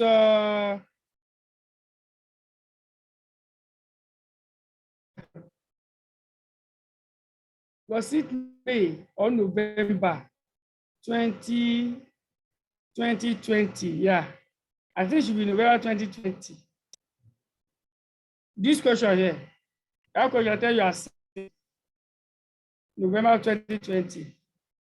And it's part of question I solved. Like it has been in my notes for the past 5 diets, this doubler for the past 5 diets. And luckily, in November 2020, I can brought this question. So it's not a question that we still have to be solving again because they've already tested it. You understand? They've already tested that question. All the questions we are solving here, I can assure you, I'm not. Question will be coming out from there. I'm not saying this diet alone, no. If not this diet, some other diet, because it's from their source, from the source. This is the question I'm talking about. Ejide PLC. This question here. This question here. So normally we're supposed to have to solve 3 more questions. But I don't know how that will be possible. So let's solve it. It will affect other topics. And don't forget, we still have other topics that we have to cover. I'm thinking of like Mrs. Chiwe suggested yesterday. So let's solve those questions and send to you. So that if you have any challenge, you let me know. Excuse me, sir. Yeah. Please, sorry to draw you back. Can I see your notes? Because I went out to attend to official work. You know, I'm in the office now. Yeah, this is the note. So that I can, okay. Which part? I'm there now. Exactly Okay. this place. Okay, thank you. So what's your suggestion?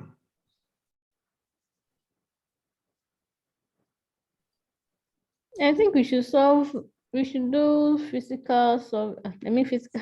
You should solve the ones you can solve with us, and the ones that are left, you can send it. Okay. No problem. So as your spirit is leading, please solve those questions that is coming to your mind that I can't set. We should do what? Those questions that you think I might want to set. Okay, we should solve them, Abby. So yes. Where is it? I'm here. I'm having lecture. I'm again, Mrs. Angela.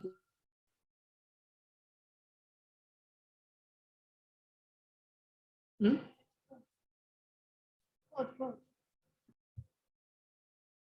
I'm done copying this one. So shoot your thumb up. I should go up or down? Yes, down. That's the last one. That's the last page now. Okay, that's the last. Okay, thank you, sir. You are done, Abby?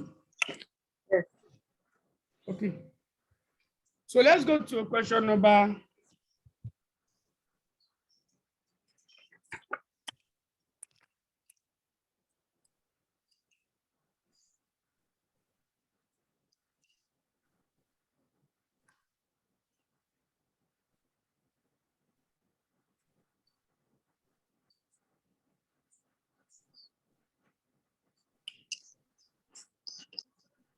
Can we solve that Ejide also?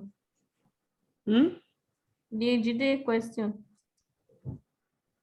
B question. Which B question? Ejide or something. I think I saw We're coming there. So let's solve this.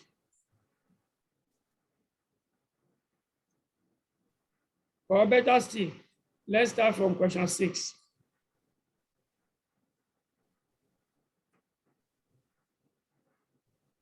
Yeah. Let's start from there.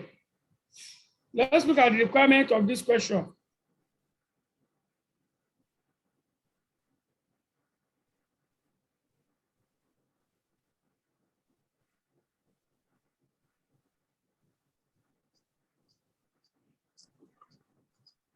Required.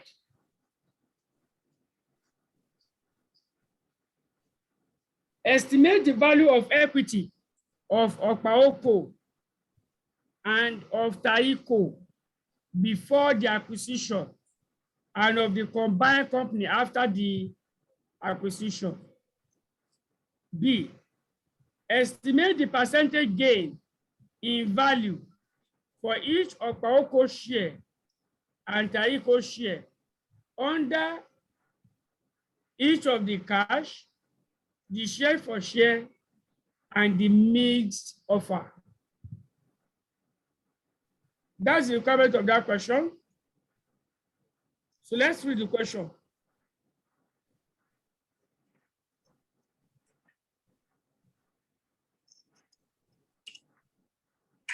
Around 7 years ago,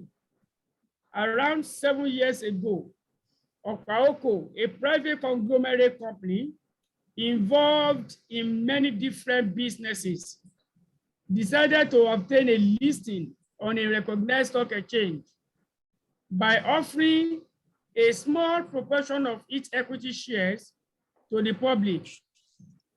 Before the listing, the company was owned by around 100 shareholders who were all closely linked to Okaoko and had their entire shareholdings wealth invested in the company.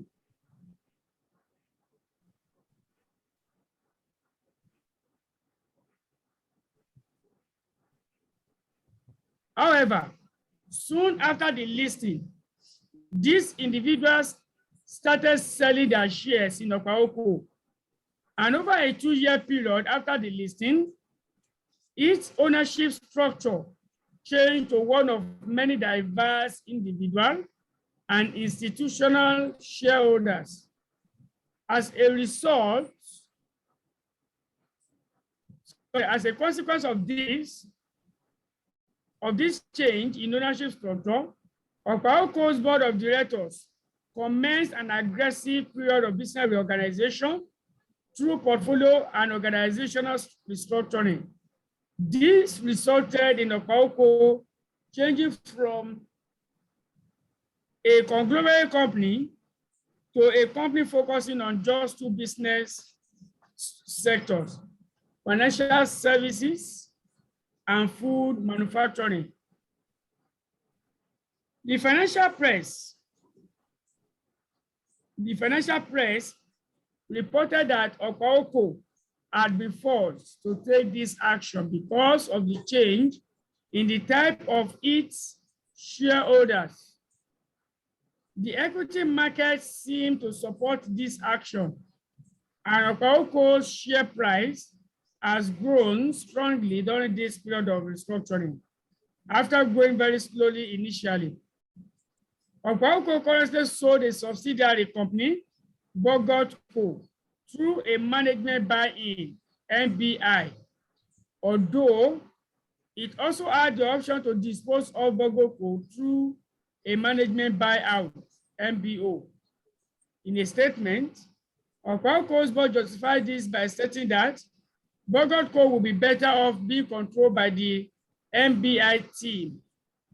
Okaoko is now considering acquiring Taiko, and detail of the proposed acquisition as follows. All the story there, are just story. There's nothing you can pick from there that will influence your calculation. So this is where the work starts.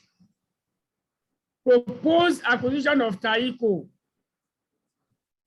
Taiko is an unlisted company involved in food manufacturing. Okaoko's board is of the opinion that the range of products produced by Taiko will fit very well with its own product portfolio, leading to cross-selling opportunities, new innovations, and a larger market share. The board of directors also think that there is a possibility for economies of scale and scope, such as shared logistics and storage facilities, giving cost-saving opportunities. This, the board believes, will lead to significant synergy benefits, and therefore it is of the opinion that Okaoko should make a bid to acquire Taiko. Financial information of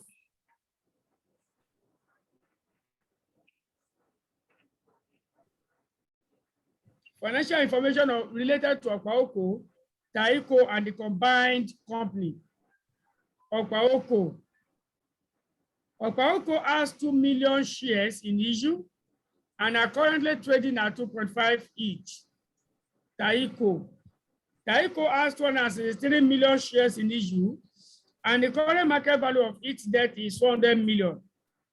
Its most recent profit before interest and tax was 132 million, after deducting tax allowable depreciation and non-cash expenses of 27.4 million.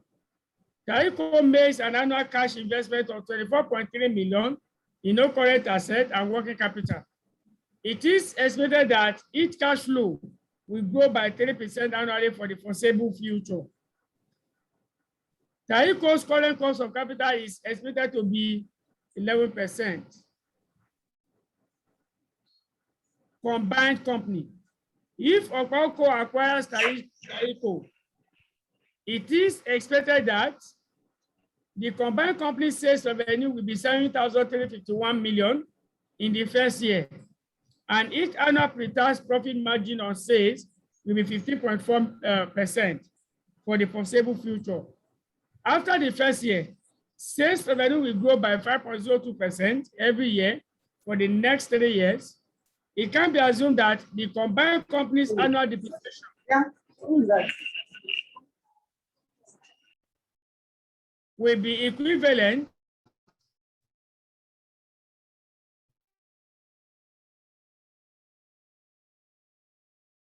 required company at current operational level.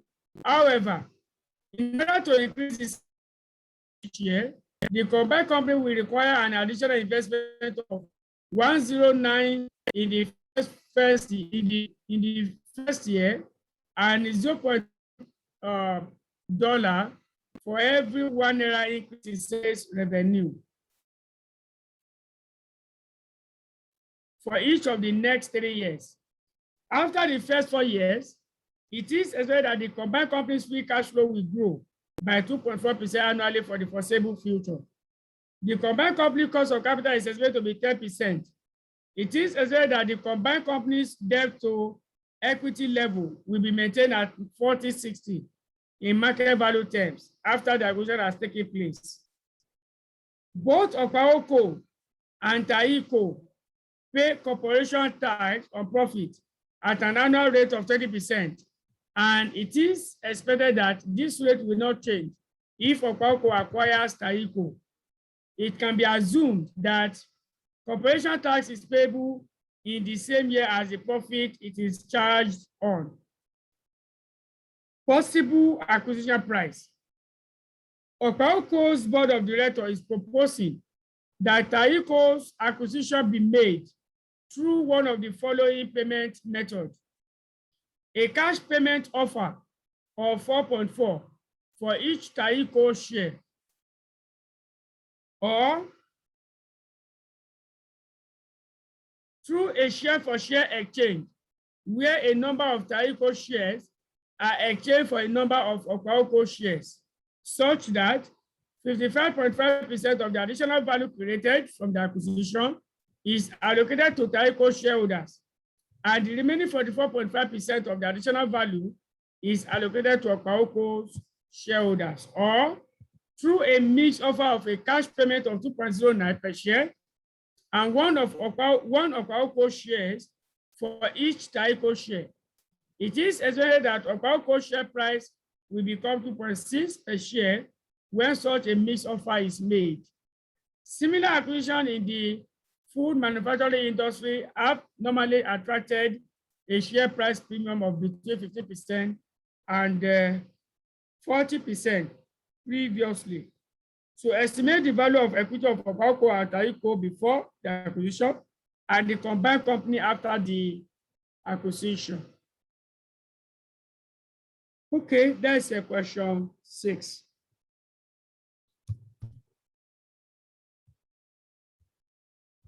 Example 6.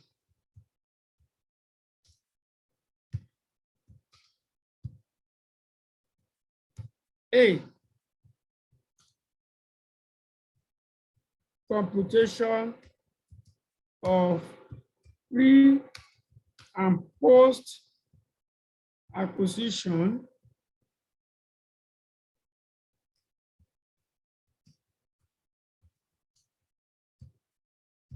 market value.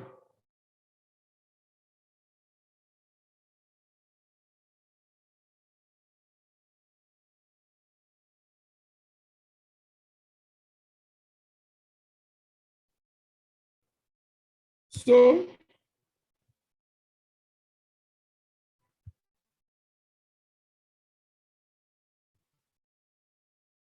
Sorry, 1 minute. Hello. Good morning. Fine, thank you.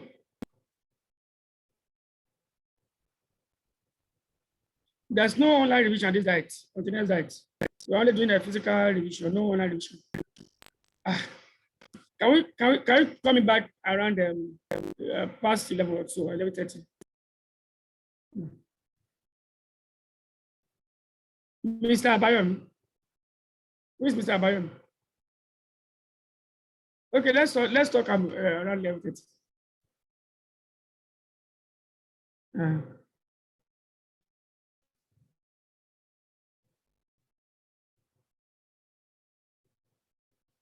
Now people they call me so. People that need online class, and let's say it's not doing online this diet until next diet. There's no online revision class. So let's start by computing market value of Okpaoko. Market value of Okpaoko. Are we together? Yes, sir. You people have gone to sleep. Yes, sir. I've gone to sleep. Sleep, Uwa. Just woke up now. Okay. Now, I want to compute market value of Okpaoko. I will come to where I have information of what? Okpaoko. Can you see that? What I'm doing, I will go to that paragraph and pick the information from there. So, this is information of Okpaoko. The question has already told me that Okpaoko has what? 2 million shares in issue. And are currently trading at what? 2.5. So market value of Okpaoko is simply 2,000 times what? 2.5. That's all. Market value of Okpaoko will be equal to $2.5 multiplied by 5,000. That will give us what?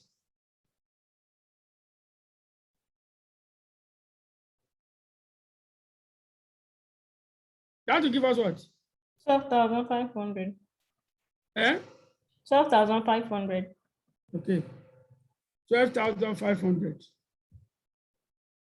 That's all. I now come to Taiko.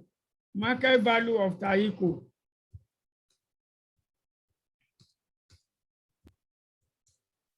Market value of Taiko.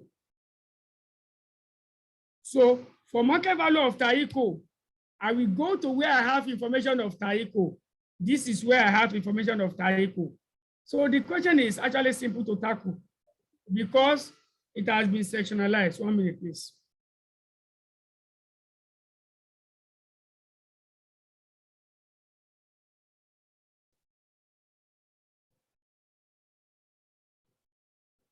Okay.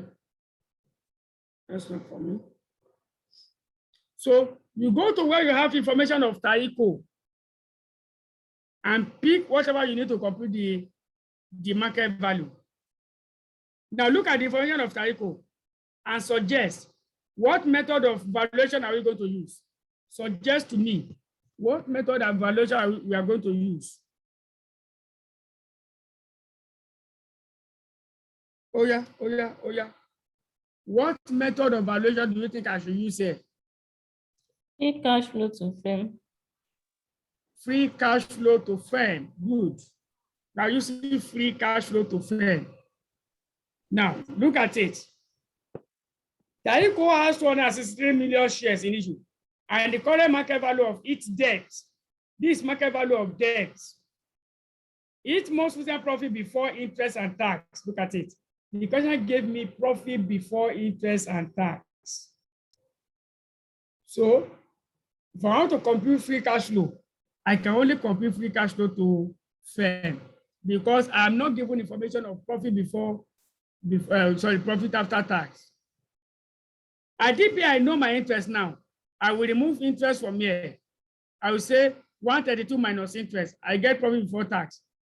I will not charge tax, but the amount of interest is not given. So there's no way I can convert this profit before tax, before interest and tax, to profit before tax.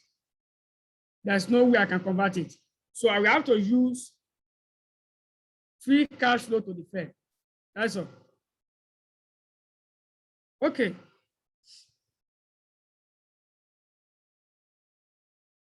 Let us now go and set our solution. Market value of Taiko using free cash flow to firm. Using free cash flow to firm. I'm 1,000 around.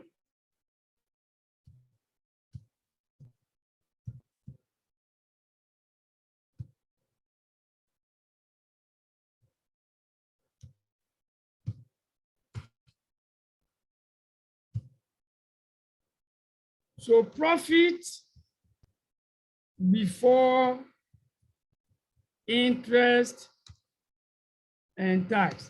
I think you can confirm what I told you this morning now, that every acquisition, we have the method, its own method of valuing the business. The first one we did, we value the company using what? Using price earnings ratio. Look at the one we are doing now.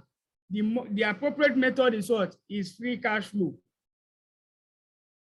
That's the reason why you have to know all your method of business valuation. Don't know one and say one is difficult, you not leave it because it is difficult. No, you have to know everything. So our profit before interest and tax is the 132. 132. Now we make necessary adjustments. After deducting what? Tax, allowable depreciation, and non-cash expenses of this. So add back non-cash expenses of 27.4. Add back non-cash expenses. That's our capital allowance and other non-cash expenses. That's 27.4. 27.4. I go again. Taiko makes an annual cash investment of what? 24.3 million in working capital and non-current assets. So investment in non-current asset and working capital is what? Is 24.3. Investments. So we are working in millions, not thousands. You see million? Yes. Okay, million, thank you. We are working in millions. Sir. You like million? No? Sir. Yes, ma'am. I thought I can hear you. I thought you would do profit before interest and tax, less tax. Okay, sorry. I actually jumped that. Let's put it there. Tax at what? What's the tax rate? 20%. Yes, sir. Thank God you understood the principle. That's good. So 132 times 0.2. 26.4, Abi. Did you get that? Yes, sir. 26.4. Yeah. So investment in non-current asset and working capital. And working capital is what? 24.3. 24.3. What again? It is said that each cash flow will be so. I'm done with my free cash flow.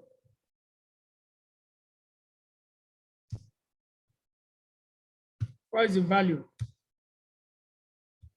Free cash flow to firm. Free cash flow to firm. Let's get our value.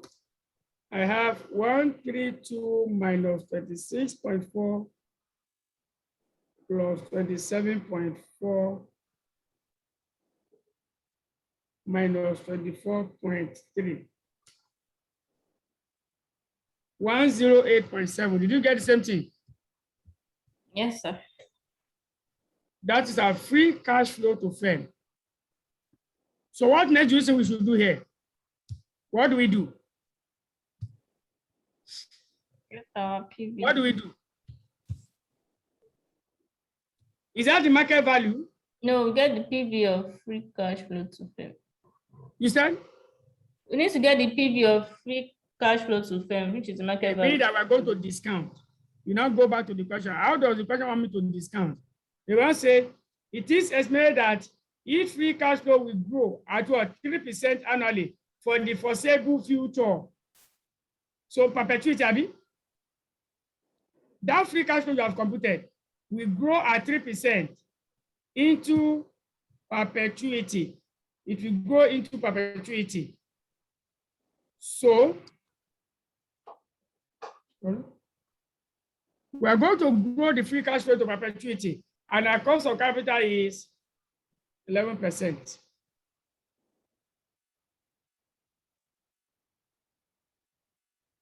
So corporate value, when you use free cash flow to firm, we have corporate what?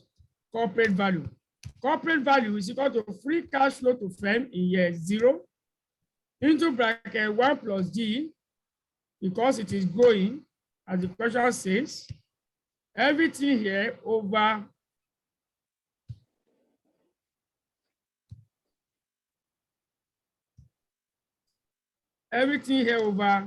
cost of capital, which my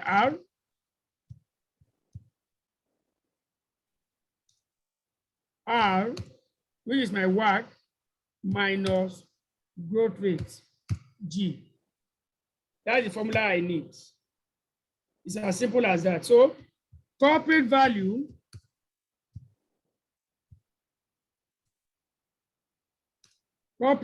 is equal to 108.70 into 1 plus 0.0 close bracket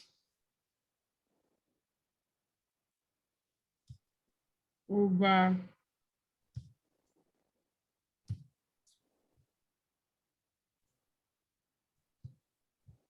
0.11 minus 0.03. Why did the phone do this?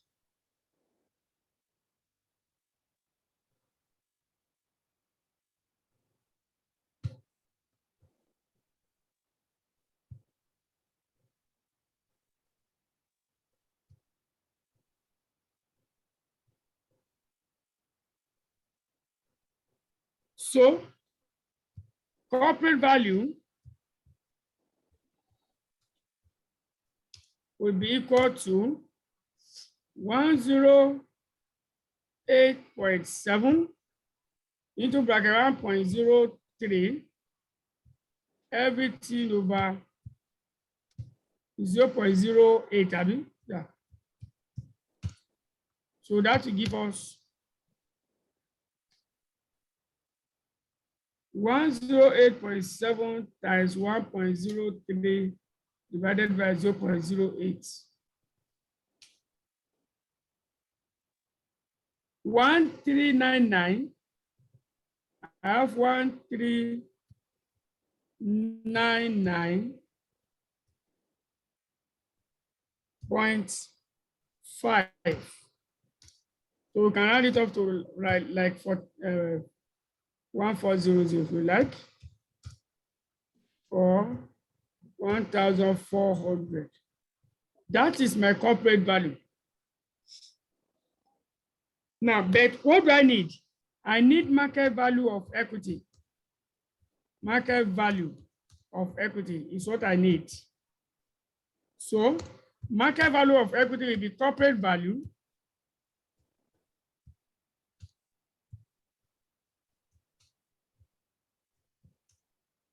less value of debt. We have been given value of debt in the question. What is the value of debt? value of debt is 400 as given here. So my market value of equity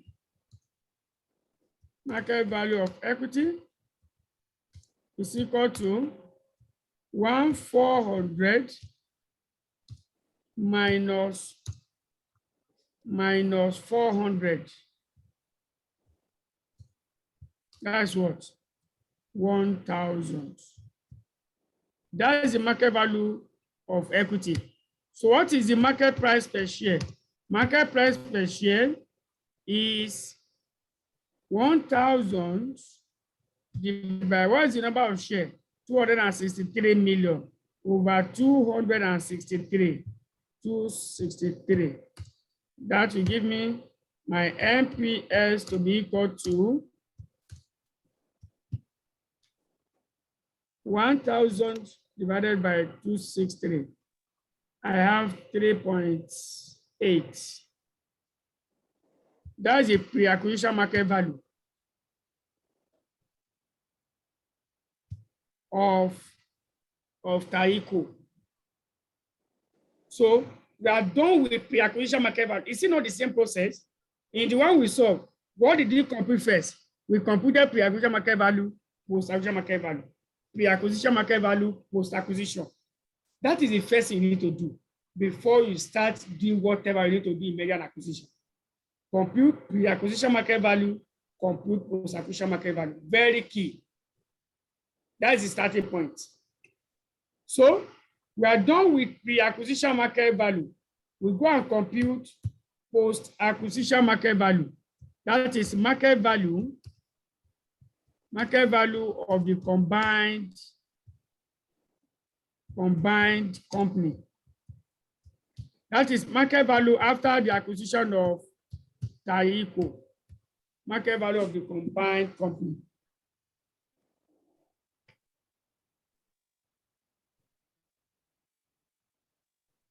So the market value of the combined company will be computed using the information of the combined. You can see the way I'm picking it. You come to where you have information of the combined. I will ask you one again. Look at it. What method do you think we are going to use to compute the post-acquisition market value?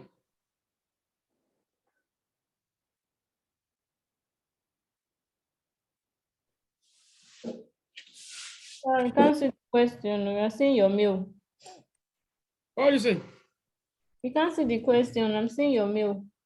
Yeah, I'm just checking my mail. You know, I'm in the office now. I'm speaking to you here. I have to be checking my mail constantly so that I know what is going on. You can see my screen, Abby? Yes, sir. Or you cannot see? You can see. So, what do you think is the method we are going to use to compute the market value of the combined company? Free cash flow.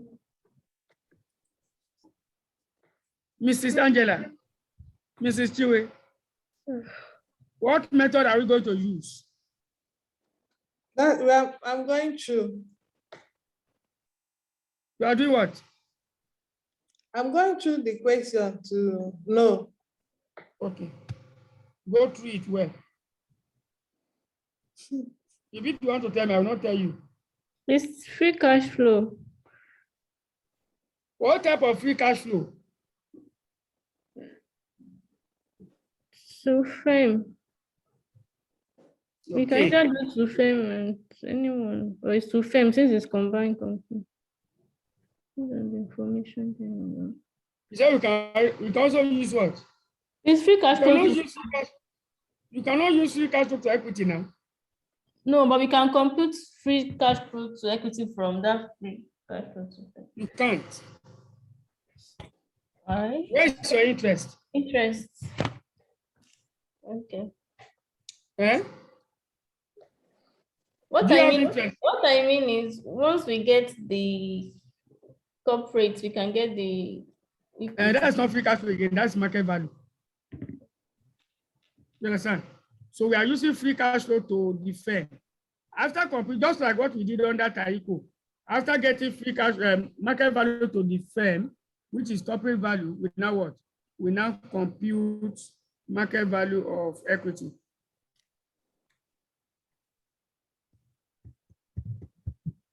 Okay.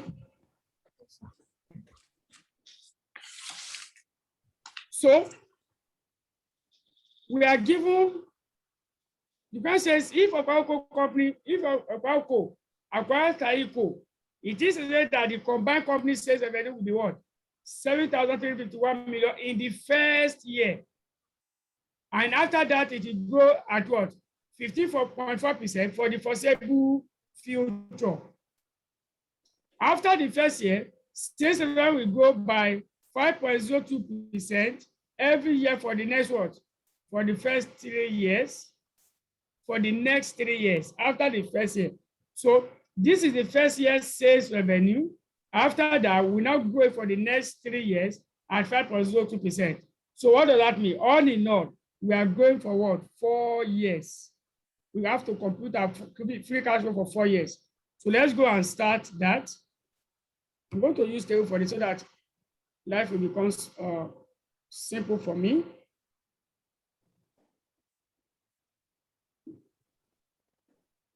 Yeah. 1, 2, 3, 4.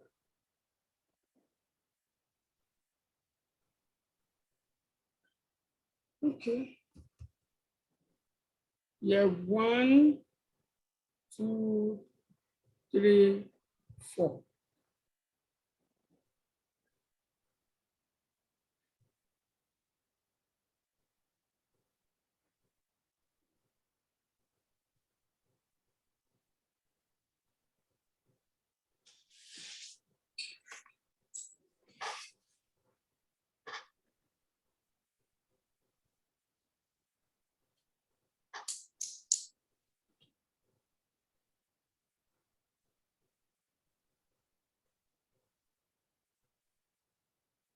So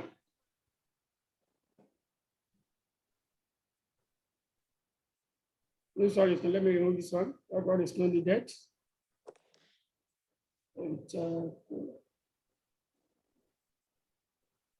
yeah, so this is what I need.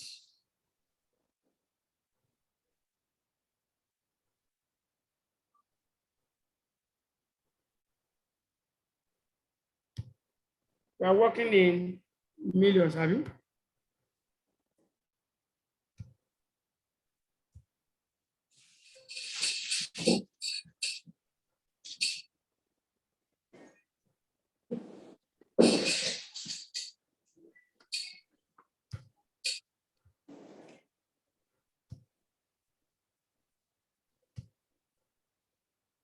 Okay.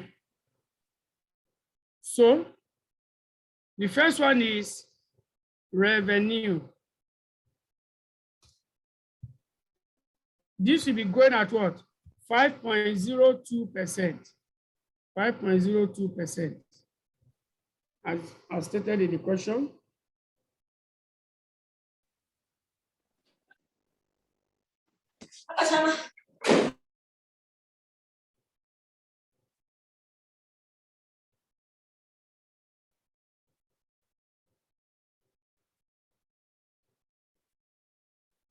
So in the first year, it is what? 7,351. 7,351. So we now grow it at 5.02%. So I have 7,351 times 1.0502. That will give me 7,720. 7,720. So times 1.0502. 8107. Are you there? Yes, sir. Okay. Times 1.0502. We have 8515. 8515. That is the revenue. Let me see the answer to be on one page. I don't like my work being on different Especially when it. So I can close this. I've gotten my revenue. Now, we are given profit margin. Look at it. Pre-tax, look at the annual pre-tax profit margin on sales will be 15.4%. So to get my Excuse profit. me, Sal. Yeah. This 7351 times 1.0520 1.0502. I didn't get this. Okay, I've seen it. Thank you. Okay. So to get our operating profit, we multiply this 50.4, which is the profit margin, by the sales revenue. That is our operating profit. So operating profit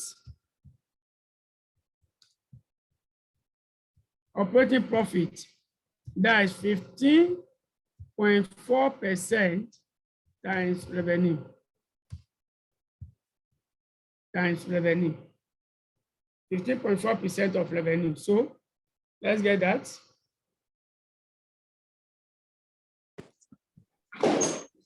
154 times 7351. 1132. 1132. Then the other one is 7720 times 0.154. 1189. 1189.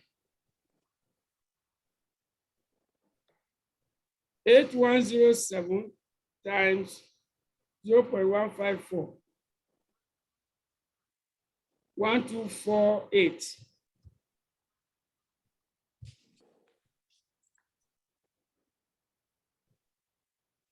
8515 times 0.154. 1311.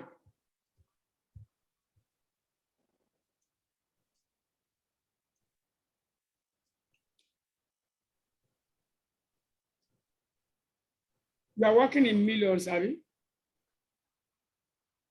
Yeah, it's fine. 1 billion. Okay. So that's our operating profit. I will now charge my tax at 20%. Operating profit is profit before interest and tax. So 1132 times 0.2 is 226. 226. Remove that.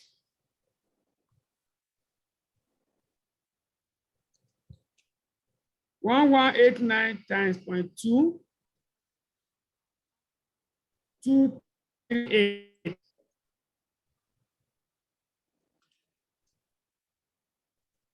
1248 times 0.2, 250.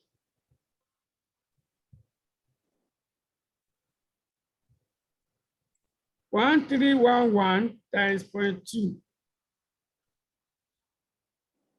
262.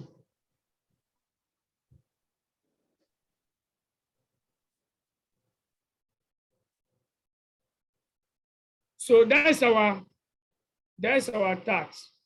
Let's go again. We have done up to this. It can be assumed that the combined company annual depreciation will be equivalent to the investment required to maintain the company at current operational level. However, in order to increase the sales revenue level each year, the combined company will require an additional investment of 109 million in the first year, and what? 0.31 for every 1 naira increase in sales revenue. So we have to go and compute that, that additional investment. Let's go and compute that. 109 in the first year.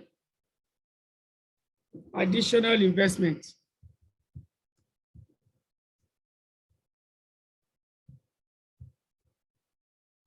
In the first year is 109.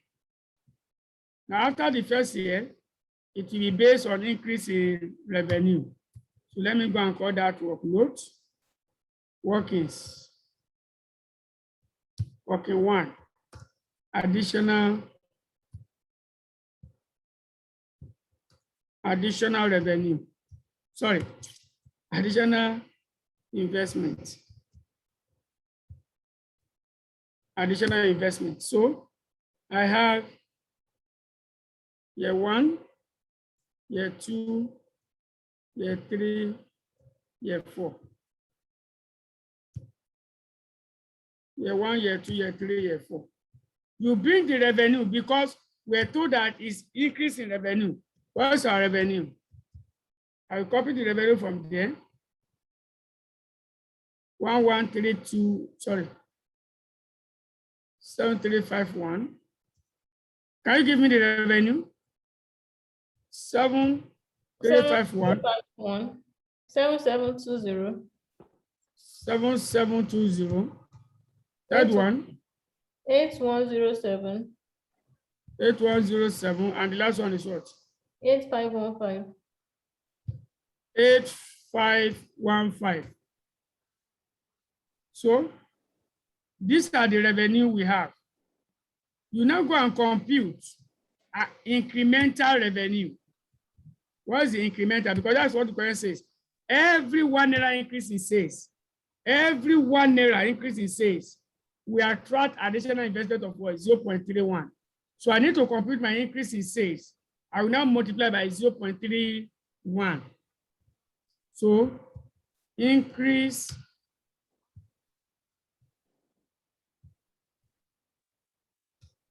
in sales. Increase in sales. Nothing in year 1. In year 2, that will be 7720 minus 7351. That is 369. In year 3, 8107 times, sorry, minus 7720. 387. And here is 8515 minus 8107, 408. These are the increase in revenue. So you now say additional investment. Additional investment at what? At 0.31. So whatever you have there, you are multiplying it by 0.3, you are multiplying by 0.31. This is why I'm supposed to use a double line. So additional investment, that's 369. 369 times 0.31. 114. 387 times 0.31.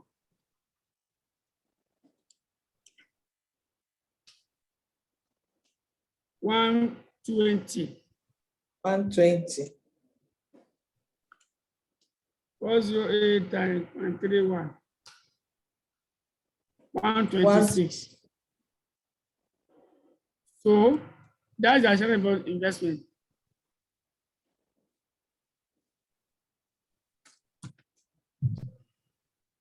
This is in first. 369 114 120. That's the additional investment.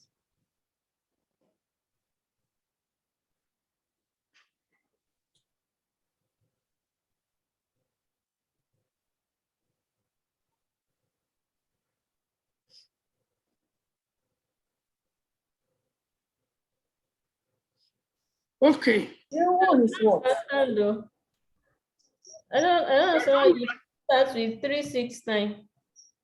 Which one? 369. This one. Yes. 114. I I think it should be 114, then 120, then 126. Oh, okay. 114, 120, 126. Yes.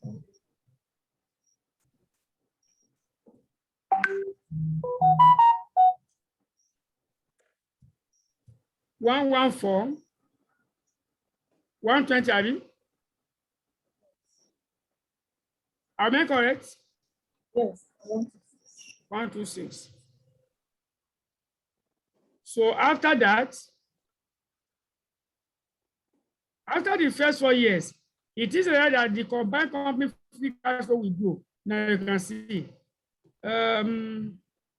we are doing it, our free cash flow. As that you can see, very short, very short. Just 1, 2, 3, 4. We don't have any other thing. Let me check very well anyway, so that I will not leave anything. That's all. That's all we need to do. So what's our cash flow?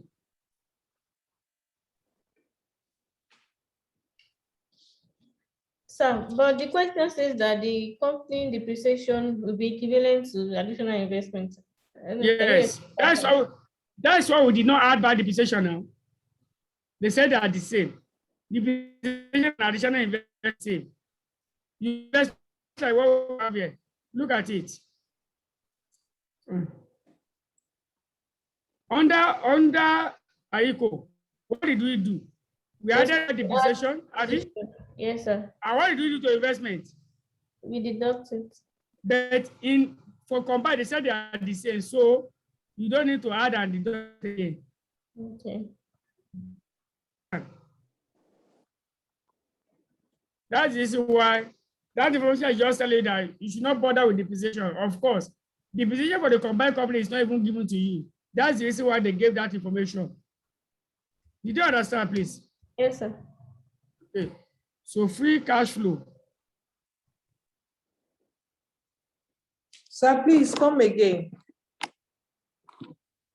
On what? The depreciation stuff. What did we do here? Look at this one. What did we do here? We added back depreciation and deducted investment. So assuming this one is 27.4, and this one is also 27.4. What is the essence of adding and deducting? Does it have any meaning? Okay, so does it mean that, is that what they meant by? That's what they mean now. They said they are the same. The two are the same, so you don't need to start adding and deducting. Because depreciation was not even given to you for the combined company. So how will you compute your depreciation? That's this. They are just telling you don't waste your time. Depreciation and additional and investment are the same. So you don't need to start looking for what to add back and what to deduct again. Okay. So, sorry. I have 1132 minus 226 minus 109, 797.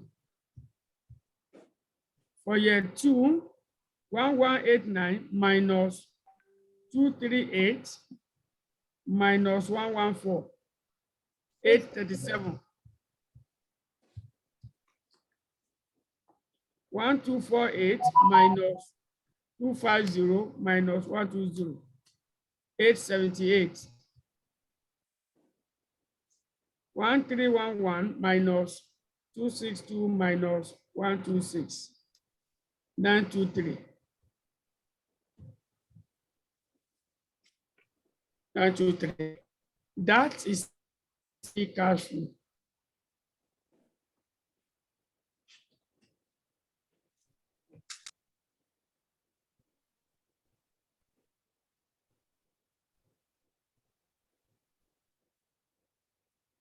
So that's my free cash flow. Let me remove the last two lines.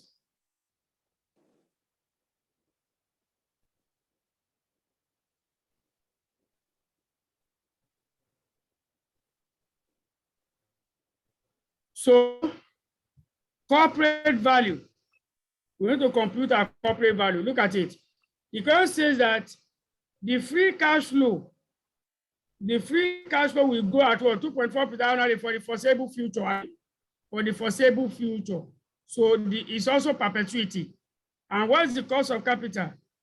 The cost of capital is expected to be 10%. 10% cost of capital, 2.4% growth rate. So corporate value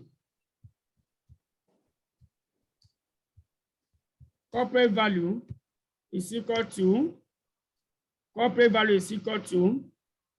free cash flow to firm, which is what? Okay,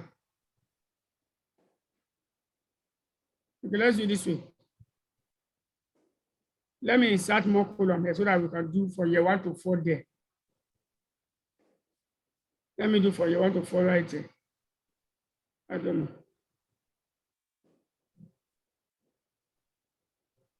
Below. This one factor.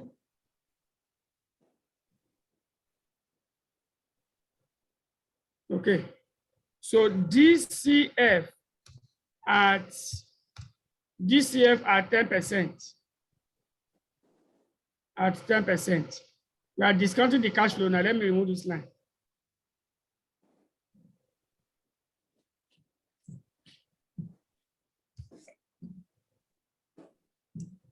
So we have 0.909 for year 1. For year 2 to what? 0.826. Yes, sir. 0.751. 751. 0.683. 683.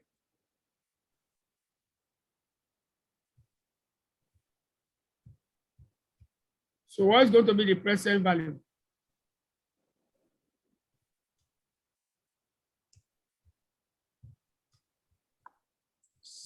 $724. 724. Okay, year 2.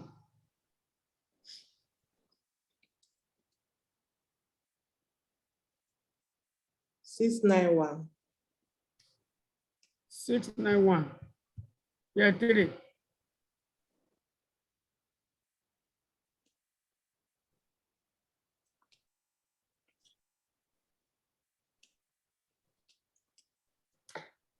$659.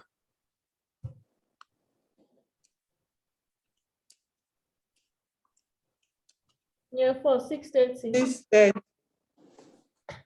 630. So present value of year 1 to 4 is equal to, add everything together there. 724 plus 691 plus 659 plus 630. 2,704. Oh. So we're now going to compute present value. Let me put this one at the extreme end so that I can add together. Present value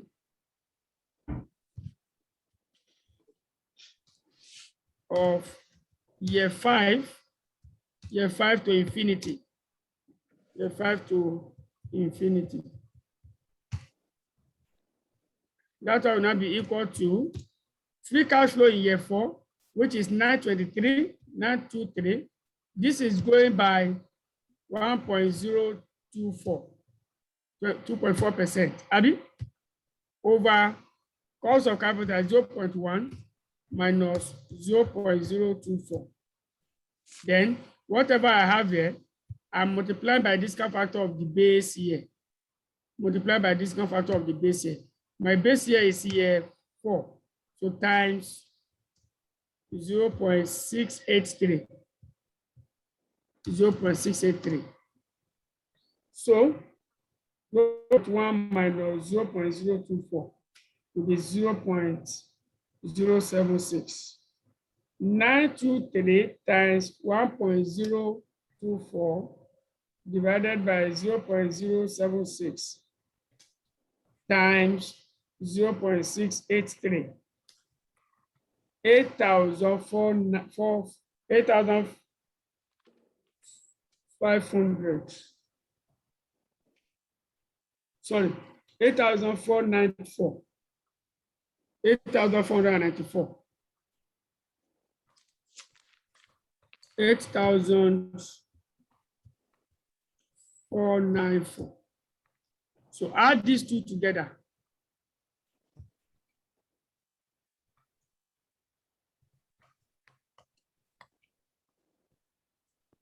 Okay, let me write it there. That is the corporate value.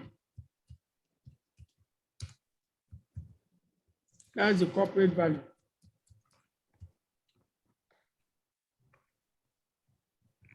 Wow. 8,494 plus 198.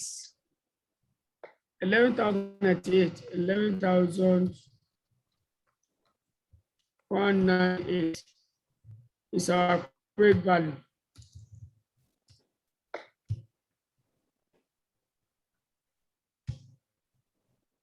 So, what is the market value of debt? Sorry, market value of equity. Market value of equity. Market value of equity. The question has given us, you can see that it's not like Taiko. In Taiko, we are given market value of debt. We deducted it from it. Here, the question is not giving market value of debt, but I'm given the gearing. The gearing is 40% debt, 80% equity.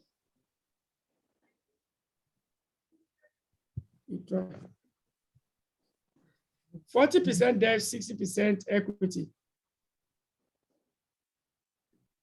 So, I will multiply by 60% because that's the market value of, that's the gearing for debt, for equity. Our gearing is 40% debt, 60% equity.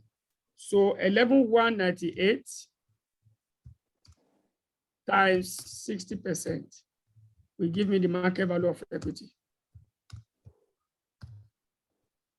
So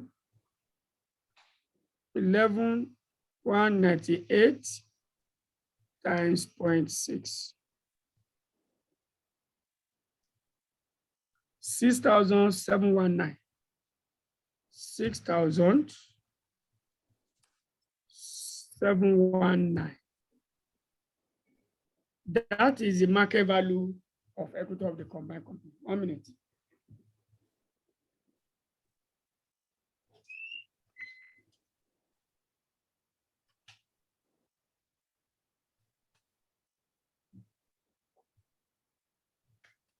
So that's the market value of equity of the combined company.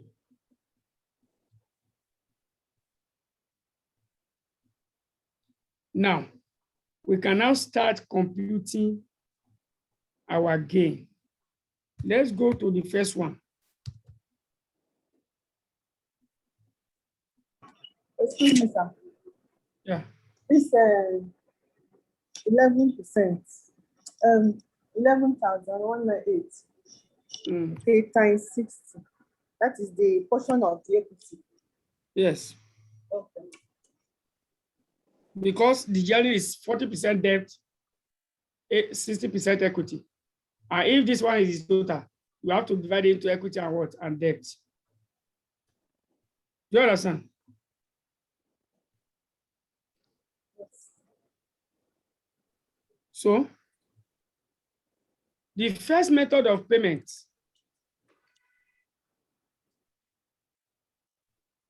a cash payment offer of 4.4 for each Taiko share. For each Taiko share. Okay. Number one, sorry that I'm taking much of your time today. You know, we're a bit lagging behind. In fact, I'm supposed to have started my office. I've not done my office work today at all. I still have it there to do. As soon as I end this class now, I'm going back to my office work. So cash offer under the cash offer. What is the gain to Taiko? Taiko is the target. So the cash payment is what? What is the cash payment? The cash payment is 5 naira, if I'm not mistaken. 4.4 rather. 4.4 is the cash payment per share. 4.4 per share.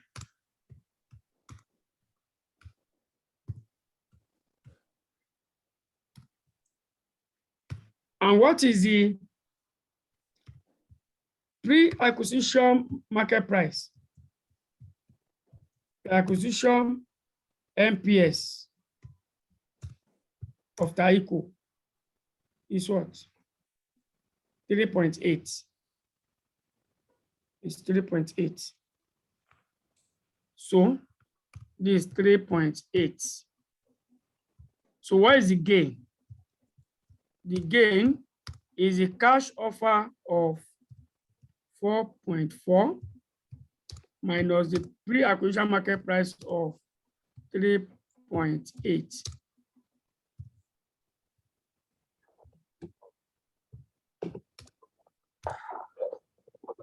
So 4.4 minus 3.8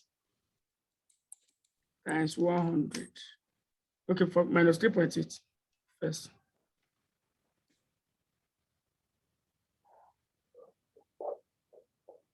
$0.6. So they are gaining $0.6 for every one of their shares. So what is the percentage gain?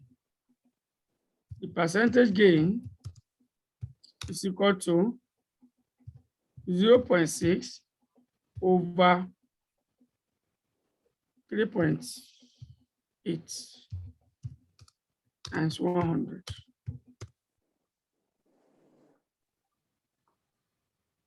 Zero point 0.6 divided by 3.8 times 100. They gave 15.8%. 15.8% is their gain. We now go and calculate gain to Opaoko. Now, for me to know the gain to Opaoko, the first thing I need to do is I need to know the total gain on this acquisition. You know right now,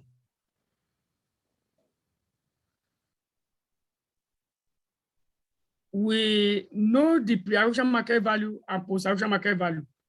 I will combine the two to see the additional value created. The additional value created is the total gain on the acquisition. And that is the gain that can be shared between the two parties.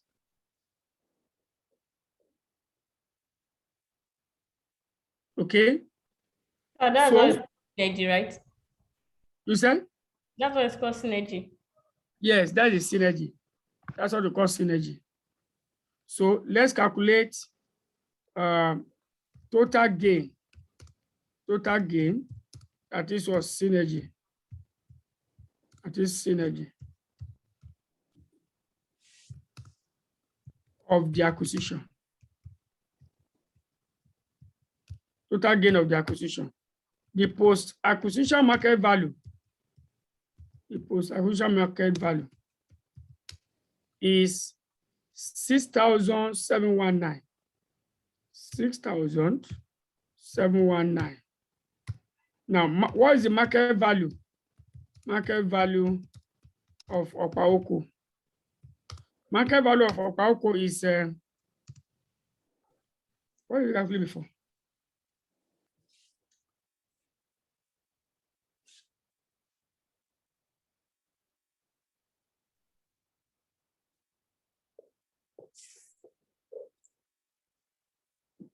$12,500.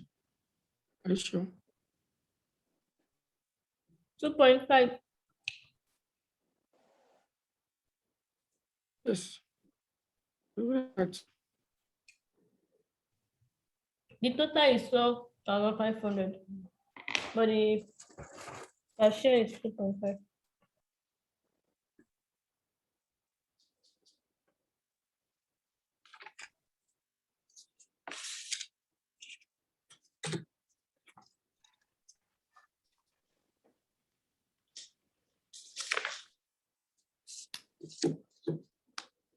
$12,500. Is that in million or in thousand? Let's check. Let me go to Okauko.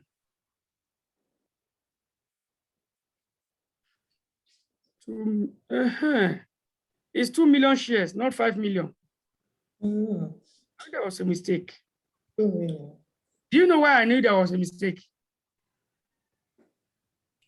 Because the pre-acquisition market price of Okauko alone is more than the combined market value after acquisition. You don't understand? Yes. You didn't get my explanation, have you?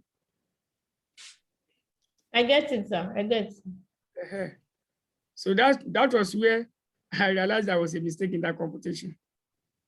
So let's change that. 5,000. It should be 5,000, not 5,000.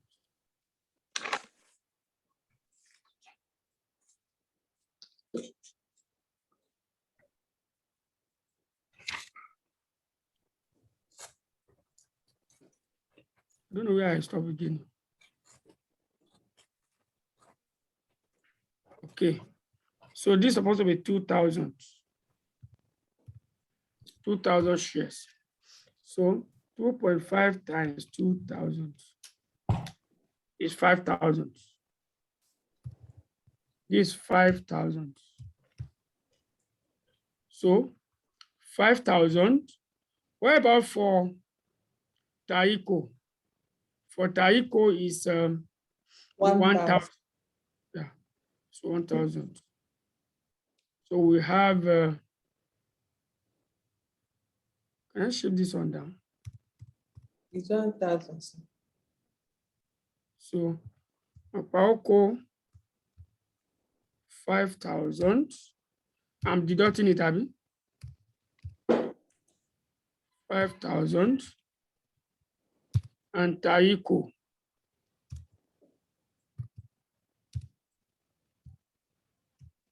Taiko is 1,000.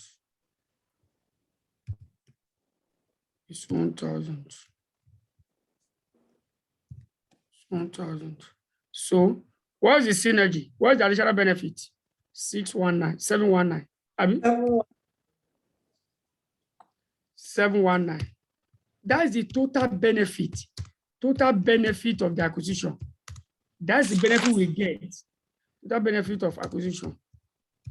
If we combine the two companies, that is the benefit we are going to get. So this benefit now is the one that you can share between the two parties, the shareholders of the two companies. So if I want to compute gain to Okauko, I will put total gain, next line. Total gain. The total gain is 719, I mean 619. 719. 719. 719 is the total gain. I put it here. Now, out of this 719, Taiko is collecting 0.6 for every what? For every one share. That's their own benefit, Abi. That's their own gain. 719 is the total gain. But Taiko is collecting 0.6 for every one of their shares. So out of this, how much gain? How much are they collecting out of the 719? So I'll say gain to Taiko. Gain to Taiko is they have 263 shares and they are collecting 0.6 for every one of the shares. So what is the total they are getting? They are getting 0.6 times 263. They are getting 158, approximately 158. So their own share there is 158. Please Their own come share, again. This game to Taiko. you said? Come again, sir. This game to Taiko. I don't understand.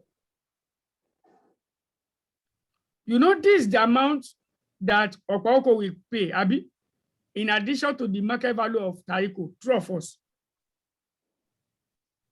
The total we are paying to Taiko is what? 4.5. What's the worth of their shares? 3.8. A share that is worth 3.8, we are paying 4.5 for it, isn't it? Yes, sir. So it means we are paying a premium.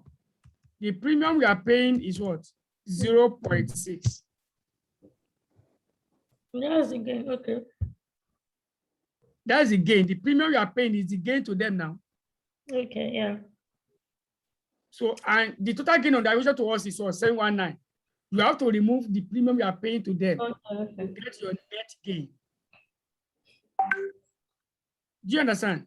Yes, sir. I understand now. You can put it as premium paid to Taiko, see the same thing. So that's how we got that 158. So remove that 158 from 719. 158,719. We have 561. 561 is the gain to Okwaoko.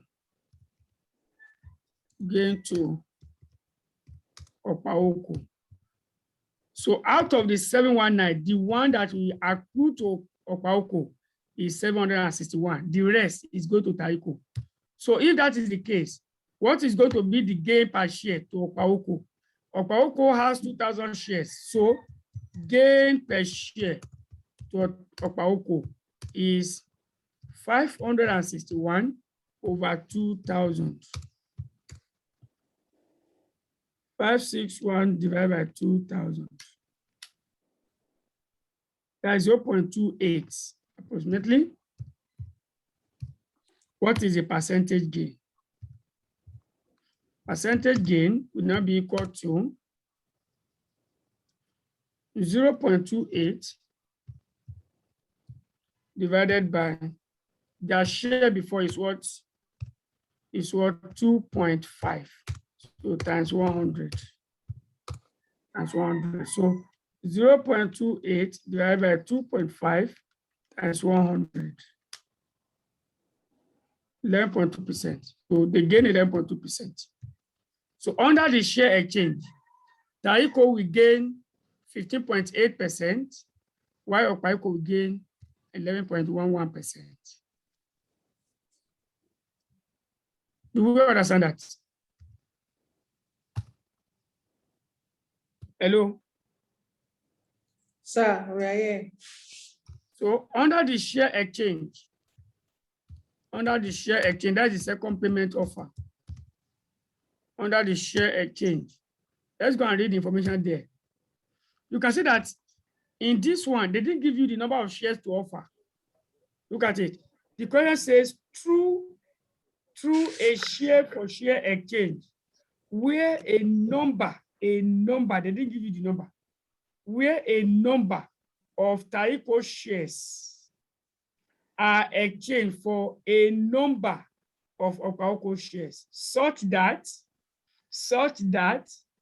55.5% of the additional value created from the acquisition is allocated to Taiko's shareholders. And the remaining 44.5% of the additional value is allocated to Okwaoko shareholders. What is the additional value created? 719.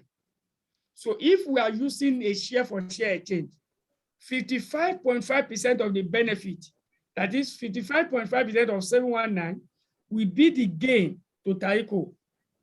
44.5% will be the gain to Okwaoko. So what I'm going to do here is that The first thing is for me to know the shares I want to give to Taiko, what is going to be the worth? Let's get it clear. I'm not giving the shares to give to Okaoko, to Taiko. The question did not give me. But the question let me know that 55%, Mrs. Angela, do you have a question? Yes, I have a question. Okay. I'm not clear with this synergy, this Taiko of 1,000 naira. Where is it from? Which one? This one. This This one. 1,000, yes. Why is it there? Where is it from? Is it the same as the market value? Yes, now that's it now. Pre-acquisition market value of Taiko. This pre-acquisition market value of Okaoko. This pre-acquisition market value. Okay, because I just put Taiko, Abi. Okay, don't worry. Market value of, is it clear now? Yes. It's clear, Abi? Yes. Yes. Thank you. So let's continue. You can lower your hand so that you can raise another one later. So,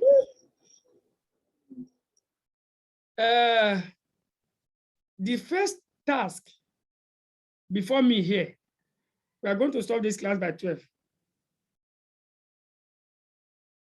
So we'll have spent about roughly 4 hours. So the first task here is that I need to get the value of Okaoko shares after acquisition, because whatever shares I'm giving to Taiko is going to be valued at the market value of Okaoko after the acquisition. Therefore, this is what we are going to do.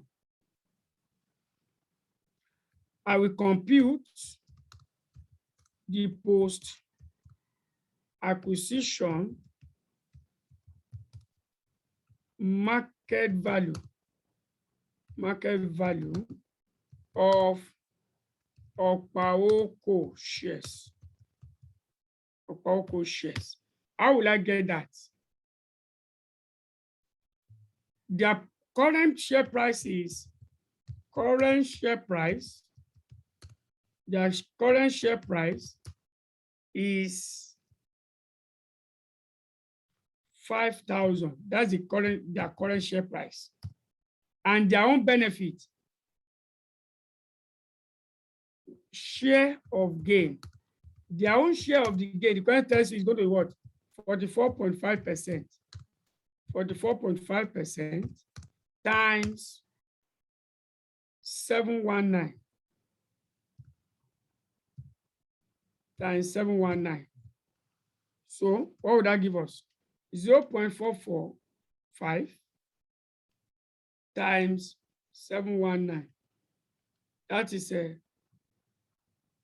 we can call it 320 approximately. So their own share is going to be 320. Add this together. That will give me 520.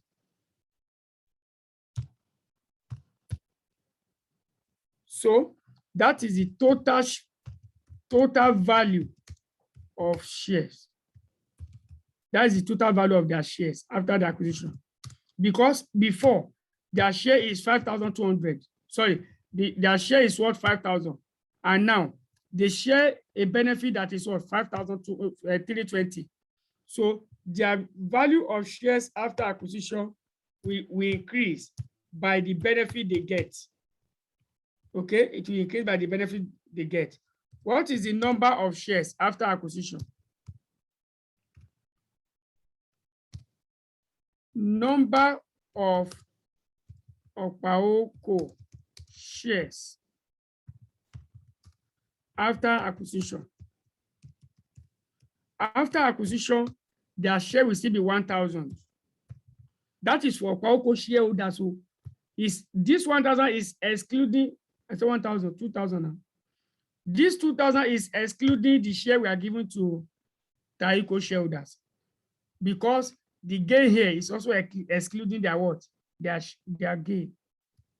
So what is going to be the market value of shares? Market value of Opaoko shares after acquisition. After acquisition. That will be equal to 520 over 2,000 shares. So that will give me what? 520 divided by 2,000.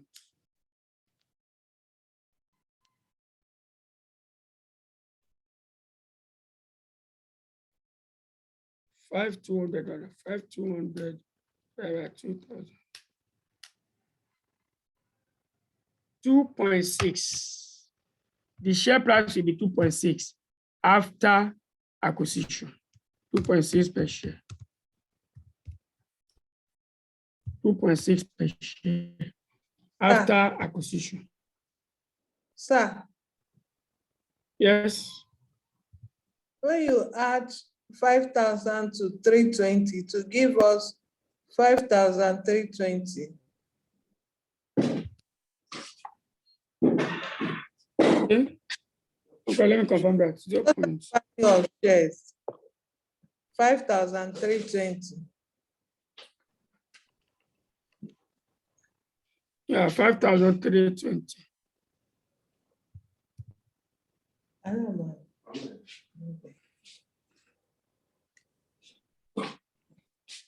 5,320. 5,320 over 2,000. 2.66. Thank you. So 2.66 is what? Is the value of Opaoko shares after acquisition. Now, let us now go and calculate what is going to be the total value of Opaoko shares. Sorry, Taiko shares. Of Taiko shares. You know, after we have acquired them, they become Opaoko shareholders. So the shares they have in Opaoko, what's going to be the total, the worth of those shares? Presently, their share is what? Current share price or current value of shares. Current value of shares. The current value of shares is, I think, 1,000. Yeah. 1,000. And they are also share gain. What is their own share of the gain? 55.5% of 719. So 0.55 times 719 is 395. 395. 399. 99. Are you sure? Yes, sir. Times 719. 399.04. Okay, 399. 399. So it means after the acquisition, their share will now what? Their share in Opaoko to what? 1,399. So total value of shares of Taiko in where? In Opaoko is 1,399.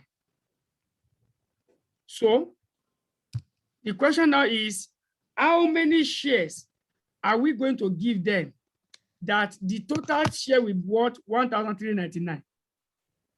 That is the total value of their shares over the market price per share of Opaoko after acquisition, which is 2.66.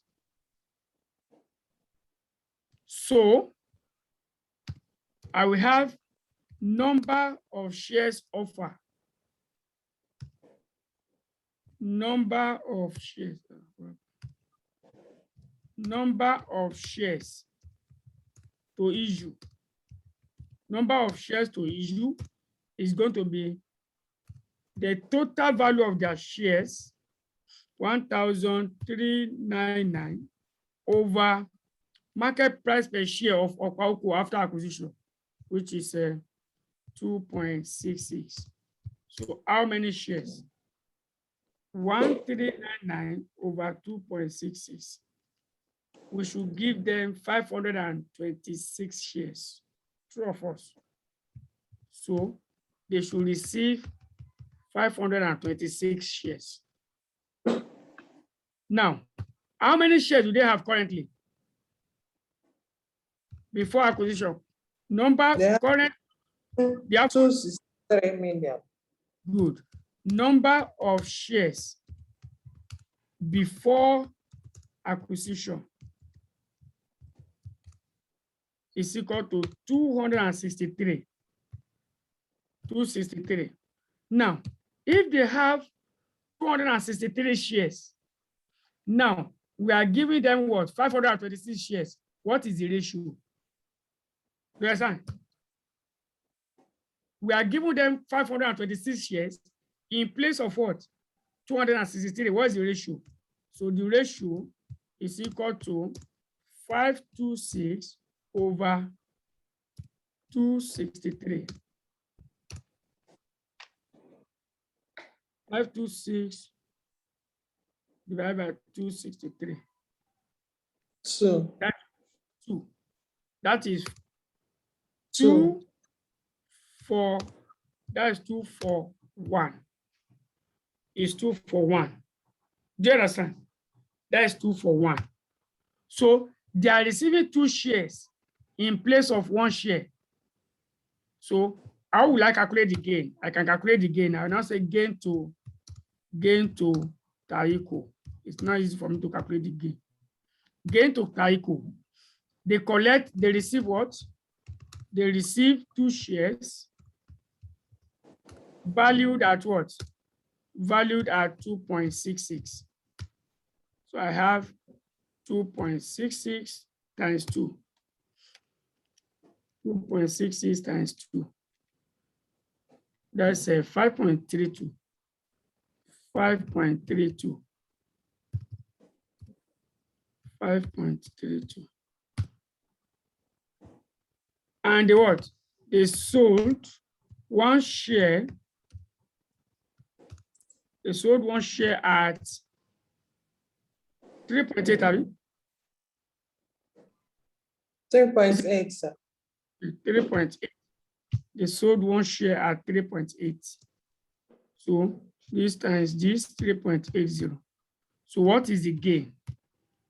The gain is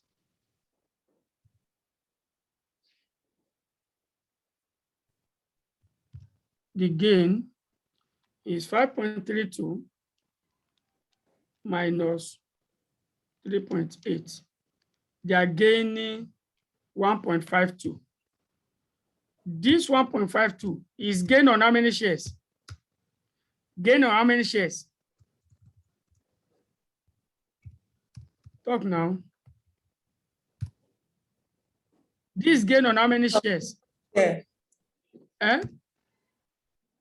Okay. Gain on 1 share.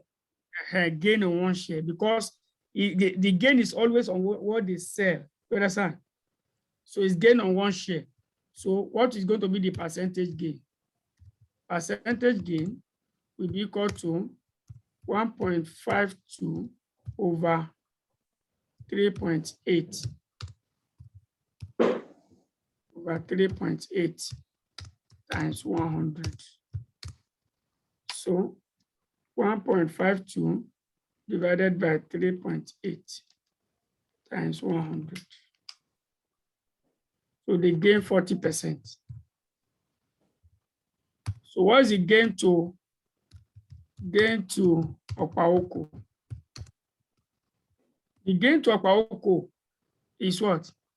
Market value, MPS, before acquisition. Before acquisition, the share price is 2.5. But after acquisition, MPS, after acquisition is 2.66 as computed there. So what is the gain? The gain is equal to 2.66 minus 2.5. So again will be 1 point what? No.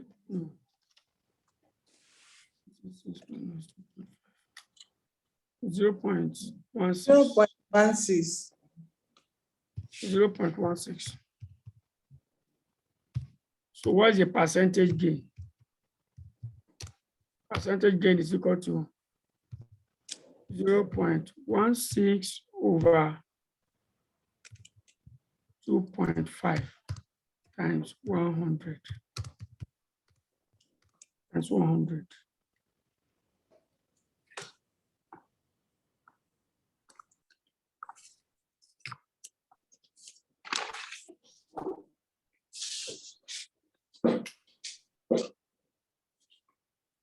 (6.4% against 6.4%. Mrs. Shea, are you with us?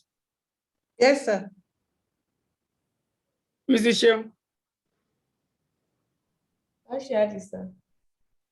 are you with us? I share this, sir. What are you doing? You are sleeping. Attending to office work. But I'm with you, sir. We are in the office. I'm working from home, and so I got a mail, so I needed to attend to something. Okay.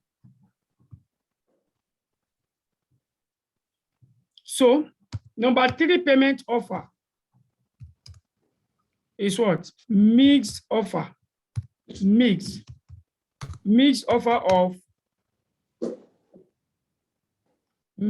offer of 2.09 cash and what? And 1-for-1 share. 1-for-1 share. 1-for-1. Mixed offer of 2.09 cash a share, and 1-for-1 share exchange.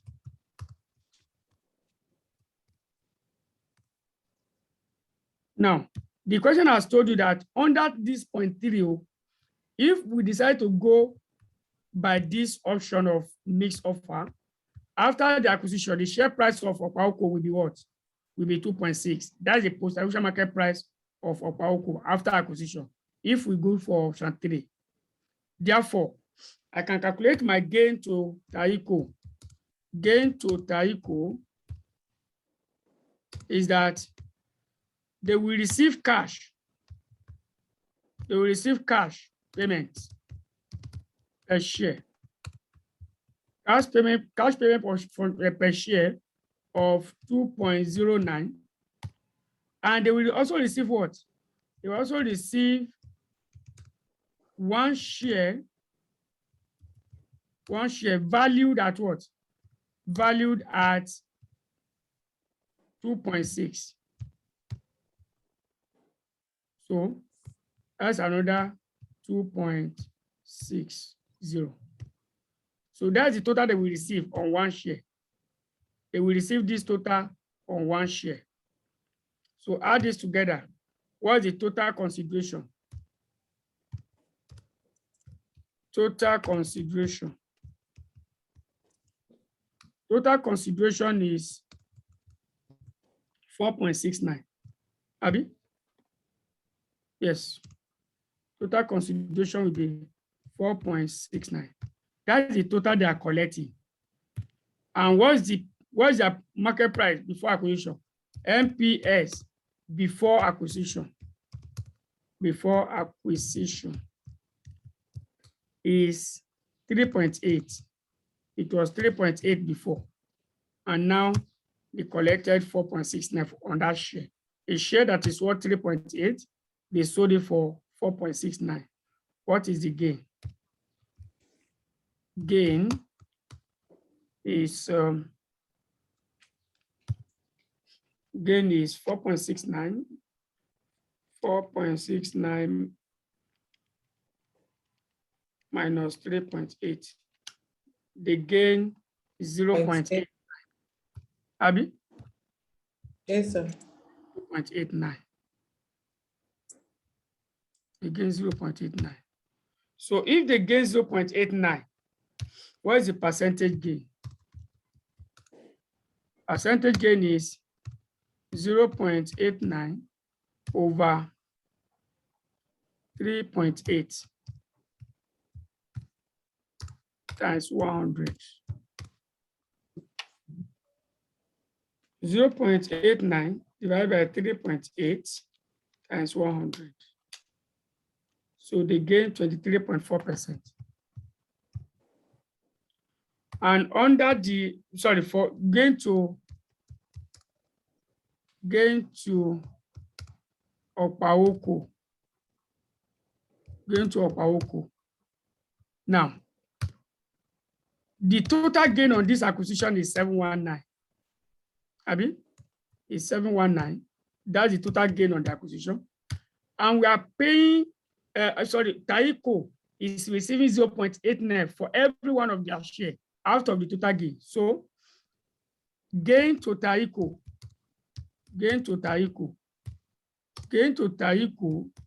is they are receiving 0.89 for every one of their share, and they have 263 million shares.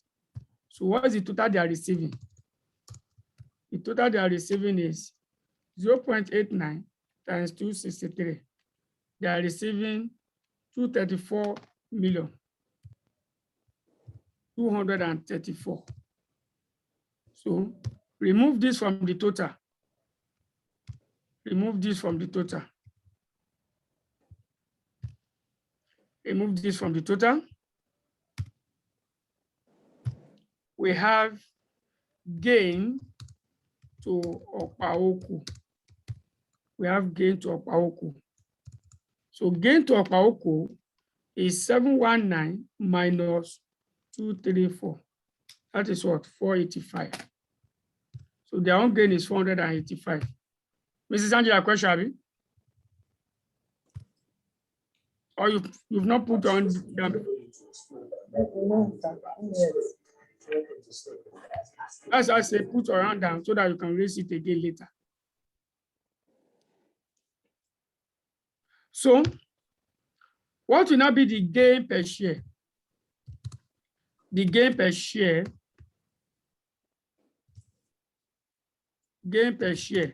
is going to be 485 over the number of shares they have, which is 2,000. So gain per share is 0.24. 0.24. What is the percentage gain? The percentage gain is 0.24 divided by 2.5 times 100.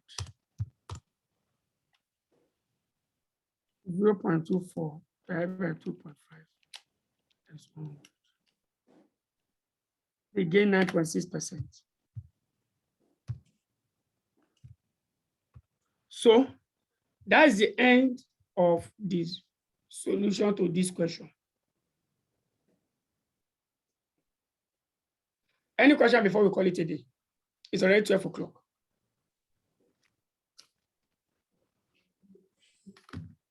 Question? My sister will come after revising this.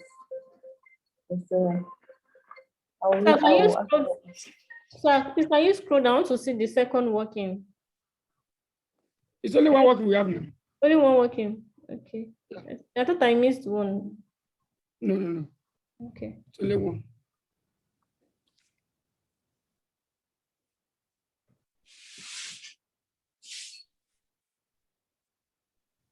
So, shall I call it a day at this juncture? Thank you. Are you done writing? So when is the next class? I'll communicate to you. If my work is not much in the office, we definitely hold our Thursday lecture. Otherwise, that will be weekend.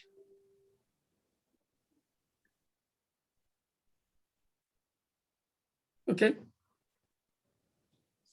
Sir, Yeah. that question you said that is, I can, I go to solve it. okay. I go to solve it, don't worry. We still have two Okay. more questions to solve. Two more questions to solve on merger and acquisition. My issue here is that, okay, don't worry. We see, find a way around it. It's time. If we can have this type of class again, 2 more times. It's because of time. Yeah, it's not that we cannot have it, but if we are going to have it, it has to be in the night. That's No just problem. it. Can sacrifice. Problem. It should be okay. Like I think I suggested it that by that time. One of you said it will not be convenient. It's another If lady not- that said it. You Okay, can Mrs. Shemun, sacrifice now that the Okay, exam we is. always And I sacrifice. thought Like time is today, I the night. sacrificed. you said? I sacrificed this one. So we need to sacrifice so that we can achieve something. Yeah, it's fine. What any time is the night is fine. Okay, so what I'm going to do, I will find like 2 days, or even more, but at least, are you there? Yes, sir. At least 2 days that we hold a lecture of like 8 p.m. to even 12, No problem, sir. 4 hours, just like this. We do the same thing, like, but it's going to be in the night. Okay. Yes, I will find that time for you by God's grace, so that we can cover. Okay. All right, thank you. Sir, please, this video and the last video. We have 3 pending videos now. Yo, I will sort them out today by God's grace. thank you, sir. Okay.